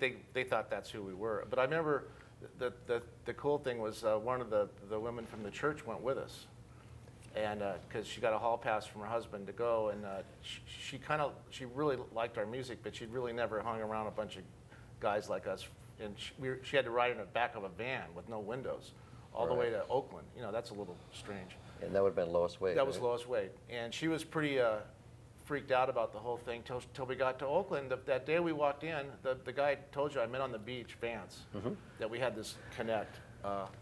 When we walked into the lobby, I ran right into Vance, and he was living in a Christian house in Walnut Creek up there. Oh, yeah, sure. And he had his Bible, and so we big hugs and stuff, and Lois was kind of like right with us, and she just kind of saw that there was something. I don't know. She was kind of told the story of. You know who else we met up there in the hall walking towards us with pigtails and acne? Larry Norman was the first place I remember meeting him, because his dad was a full gospel businessman and lived up there. And I don't think he had his first album out or anything. I mean, I remember, he's kind of a wacky character, No, but actually, he he gets would've. us and we get him, you know. His album would have been out because Oh, really? it was out when it was the first thing I ever saw that was, and so he did predate us in that. Oh, yeah, he regard. did, but this would have It's on been, Verve. see, if we got saved in March of 70, this would have been April of 70 or maybe May. But it was when the weather was nice, so probably maybe more like May, but it was, I thought we were 6 or 8 weeks old in the Lord. So we walk into this very formal setting. I'm a new Christian, you guys are maybe a little bit older than me, and they really didn't want us there. And I remember Lonnie going, Demas Shakarian's daughter was there, and he grabbed her. She'd What a been to memory. Calvary Chapel and heard us. And so, what we called it, Frank Cordero was his name. He was the head of the Full Gospel Businessman chapter. How do you in Oakland. remember these things? It was his convention, the way he looked at it. Well, his daughter is standing right here. Lonnie's right here. They both say, Frank, or Daddy, you should have these guys sing at the convention. They're really anointed. She actually used that word. I remember that. And they're smiling, and Frank looks right at us with gritted teeth and says, they're not singing at my convention. Yeah. And that was the first time I'd ever run across that kind of attitude. Wow. And anyway, I just took 2 steps backwards, and I remember we kind of walked around there for 3 or 4 days. Bob was there speaking. We had no money. Catherine Kuhlman was Catherine there. Kuhlman was there. Yeah, we were staying. I remember staying with some people in a house in like it was either Walnut Creek or on that side of the bay. We weren't on the other side. We might have been split up in a couple 'Cause places. I I'm not remember sure. a lot of trees, and it was something like Walnut Creek. Just dawned on me, my dad was probably there. Because he was inside his own home church, he was the coordinator and the guy that helped to put together the group that participated in Full Gospel Businessman Fellowship International. That's how I learned the acronym for the name. All right, so we're Wouldn't that at be this funny if you convention, found which is that out? real formal and speakers and all that. We have no money. We're ragamuffins. I remember sitting over in the corner and developing a bit of attitude towards these people, but knowing that we're supposed to be there, but such rejection. Just a lot of rejection. So then who let us on? How did it work out? Did Mumford go to bat for us? Yeah. And he talked to Demas. Okay. And, you know, Demas must have trusted his daughter or something, I'm not sure. But I remember there was like the holy huddle up at the front table. This is the last day. The last morning. Yeah, It was a last pancake morning. breakfast, and we weren't eating no pancakes. Yeah. We were sitting in the corner reading Yeah. our Bible, trying to say, well, I don't know what this is. And they sent a guy to walk back to us, said, get your guitars and be ready to sing. And we walked up to the steps, and here's Frank Cordero. By now we're calling him Cool Hand Luke because he had a real pencil-thin mustache. Remember that? Styled hair. Yeah. Oh, yeah. He completely dialed in. And as we're heading towards the platform, Bob broke my arm, and he said, one song and no talking. So he's really mad because we've gone over. We didn't do it. Somebody went over his head. Yeah. So we walk up on the stage, and I think we probably sang Welcome Back. I think we did. It was one of the only times in my life where I've ever physically seen like the Holy Spirit wash across the room like a wave coming into a shore, and everybody started weeping. And the reason he remembers these stories like that is it's an oral history. It's how oral history is propagated. You tell the story and tell it and tell it, and then the people who absorb it, they tell it again. And in places where oral history was history, it didn't get changed like it does in the Elvis game that you play at birthday parties. It was accurate. It went on for generations and generations, hundreds of years of oral history that was accurately retold one to another. So does anybody remember what happened after God touched the people? Everybody started giving their testimony. But you know who pushed us in front of the mic? It was that. Frank Cordero. And then we sang what, like think about what Jesus said or something like that. I think that's Yeah. But he made us all give our testimonies. Yeah. I had a reel-to-reel tape because they used to tape all these things. No, I remember that too. Do you I remember played that? it for my parents when I got back. And it said something like hippie testimonies on the front cover. Well, we split the camp up at Cedar Crest. I didn't even know it till afterward what was going on, but Mumford brought us up there too, up in Camp Cedar Crest, and all of a sudden we get there, and they shuttle us off into a room. He says, "Wait here a minute," you know, Mumford or somebody. I think it was Mumford, and later on we found out that we split the camp. That half the people thought that we were demonic. It was the first time that that ever occurred to me. You guys don't remember this one? And then the other I half kinda remember. I liked remember. us. You know, they thought that we should play. So there was this big thing that went on, this struggle between these two factions that viewed us those two different ways. And then finally Mumford buffered the thing somehow, and we got to play. But what I remember happened so often in those kind of situations, because that's the same kind of thing that would happen when we bring the electric instruments in. He'd be looking out at, the youth minister would bring us in and not show the pastor our picture. Right. Either the new guys, you should have them in. And a lot of Sunday mornings, I remember, especially, we'd be bringing in the amps, or we wouldn't, because we'd see it was like older people. But we'd get these terrible stares. I remember how awkward it was. And just putting your amps up, and they're kind of looking at you like this, But the result was so often the people would come up afterward and repent to you. I hate it when people repent for, I've hated you for years. I'm going to repent, Thanks, that's more information. Repent privately, But they'd come up and say, oh, we judged you guys because of your look, and there'd be warm fuzzies and a real breaking, because the anointing would come and soften their hearts. And I do want to say this, that because we were sensitive to ministry, it was mentioned earlier, but it wasn't about a rock and roll agenda or anything. If we saw that they'd be more ministered to by our softer music, we'd leave the guitars out in the car, you'd bring in the bongos. On the other hand, we played at a local Christian college in this area, and for their senior tea, just like we did at Oral Roberts, and they airbrushed the long hair away on the photographs. They were for their annual. Oh yeah, I'd for love their to get annual. that They had pictures of the tea, and they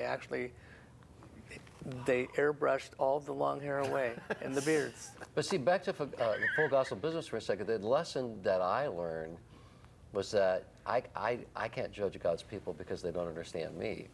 And I think that we learned as a group of guys to say, okay, people are going to be afraid of you. This is something new. And in fairness to pastors and leaders of the church, it's their job to guard the sheep. Sure. Not let the wolf through the gate.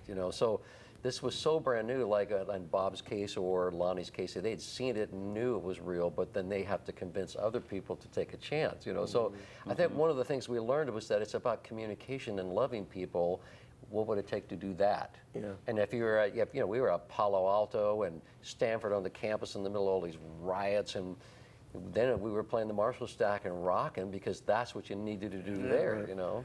But there would be the people that would come up, as you were saying, that I had a bad experience or remembered Sympathy for the Devil or something, and by the Rolling Stones, and just associated with us with that, and it was the electric guitars and the drums. I mean, that was, as soon as you showed the electric guitars, and they would just have this conviction that we were completely Well, of the we were devil. kind of convicted about Jungle that ourselves. rhythms. It was jungle rhythms. We had that same Exactly. sensitivity ourselves, because we didn't we put all our electric stuff away when we started going to church. I just realized something. All we That's- just did was acoustic.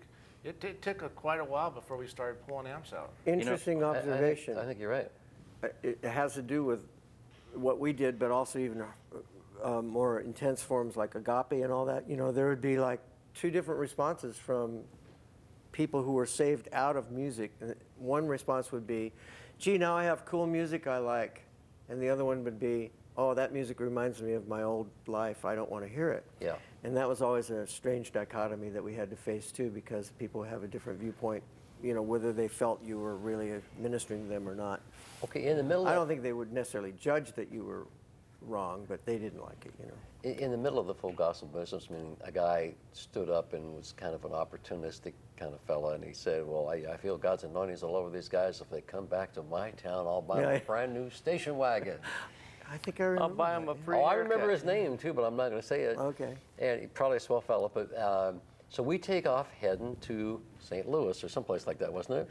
Oh, so we did it. Springfield. We did it. We went. We did. Okay. But we got a call just before we got to Salt Lake City that, oh, no, I can't do that now.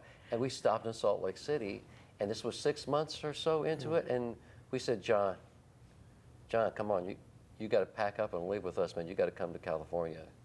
So, I mean, maybe you guys, I don't remember this except we got John out of the deal, and he came back and was living in Dean and Jean vaguely remember Gilbert's that. driveway in the camper shell. Yeah, the camper, yeah. So wait a With minute. a baby. I haven't With a heard little this. baby Christian.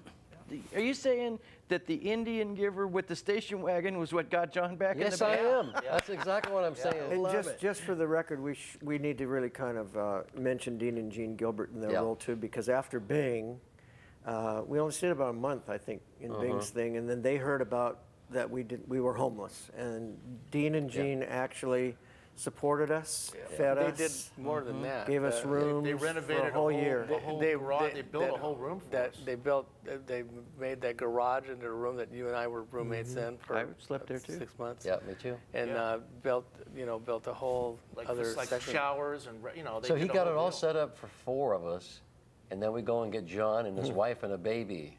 But- Then he takes the camper shell off it. First of all, he moves his boat outside. Then he gets the camper shell off, and you guys lived in that camper shell for a while, right? Yeah, I don't remember how long, but it was. And they owned some apartments over on Wilson Street, and you guys all moved over there eventually. I right? found myself over there by accident the other day, and I always thought the address was 2472, but the thing out front is 2474. Yeah, well, you lived there Maranatha for a while. in Apartments. one of Yeah, those well, little some apartments. I think Maranatha it wasn't just me. Yeah. When we got married, Karen and I, and then I thought some of you other guys too lived there for a while, because did. we had that end apartment for a little while, and that was our first. Well, I think we were over at the apartments. I think you lived at the Eldon, and we had the Wilson apartment. Right, we were on That might be. Dean made The me the Wilson manager ones. of the Did apartment. he really? Yeah. Well, that's Excuse- I'm sorry for Wilson. hitting That the was where microphone. John used to go out and and practice the drums in that sweatbox garage. Oh yeah. Yeah. But let's talk about them for a second, because I've often wondered, I don't know if you guys feel this way, that we might not have had a ministry had they not adopted us and freed us to be financially And free they to go and fed us give like too. that. Gene would get up in the morning right. and fix breakfast Oh, yeah. for everybody, and the story came back about me not eating cheese, being lactose intolerant, and then how picky I was. And I sang. You were there for the memorial for Jean when she passed away. And Chuck came up afterwards and said, "Boy, she would complain how picky Freddie was. He's so picky." Yeah. I asked them one time, why are you guys doing this? Retired school teacher couple invites all of these guys into their house, and she said, well, we've lived the first 25 years for ourselves. We're going to live the rest of it for Jesus. But also, one of their sons had been delivered from heroin and was involved in a ranch up in Oregon somewhere, I think. And, Yeah. Shiloh. but they were Yeah, thankful people, and we played 2 and 3 times a day, and we never asked people for money. And I don't think we could have done that. You remember we had no money, and we had to literally go to Chuck here and go, I need a new pair of socks or something. Yes, You know I remember you gave me Yeah. $20 once because I Yeah. needed something new. That's what I do. So there's What more a than big one guy. Papa Chuck. Okay, all right. And what would we have done without Mama Kay, huh? Yeah. Steering the ship, the real brains behind the outfit. Yeah, behind the scenes, praying. things Hey, into a- it's time. Anything we want to add here, or do we want? How do we want to? Well, want to have a closing? What do we do here? I would just like to add because Okay. What is it? The song's got a bumper, I think. Oh, okay. I wanted to add how That much. wasn't a very good performance. No.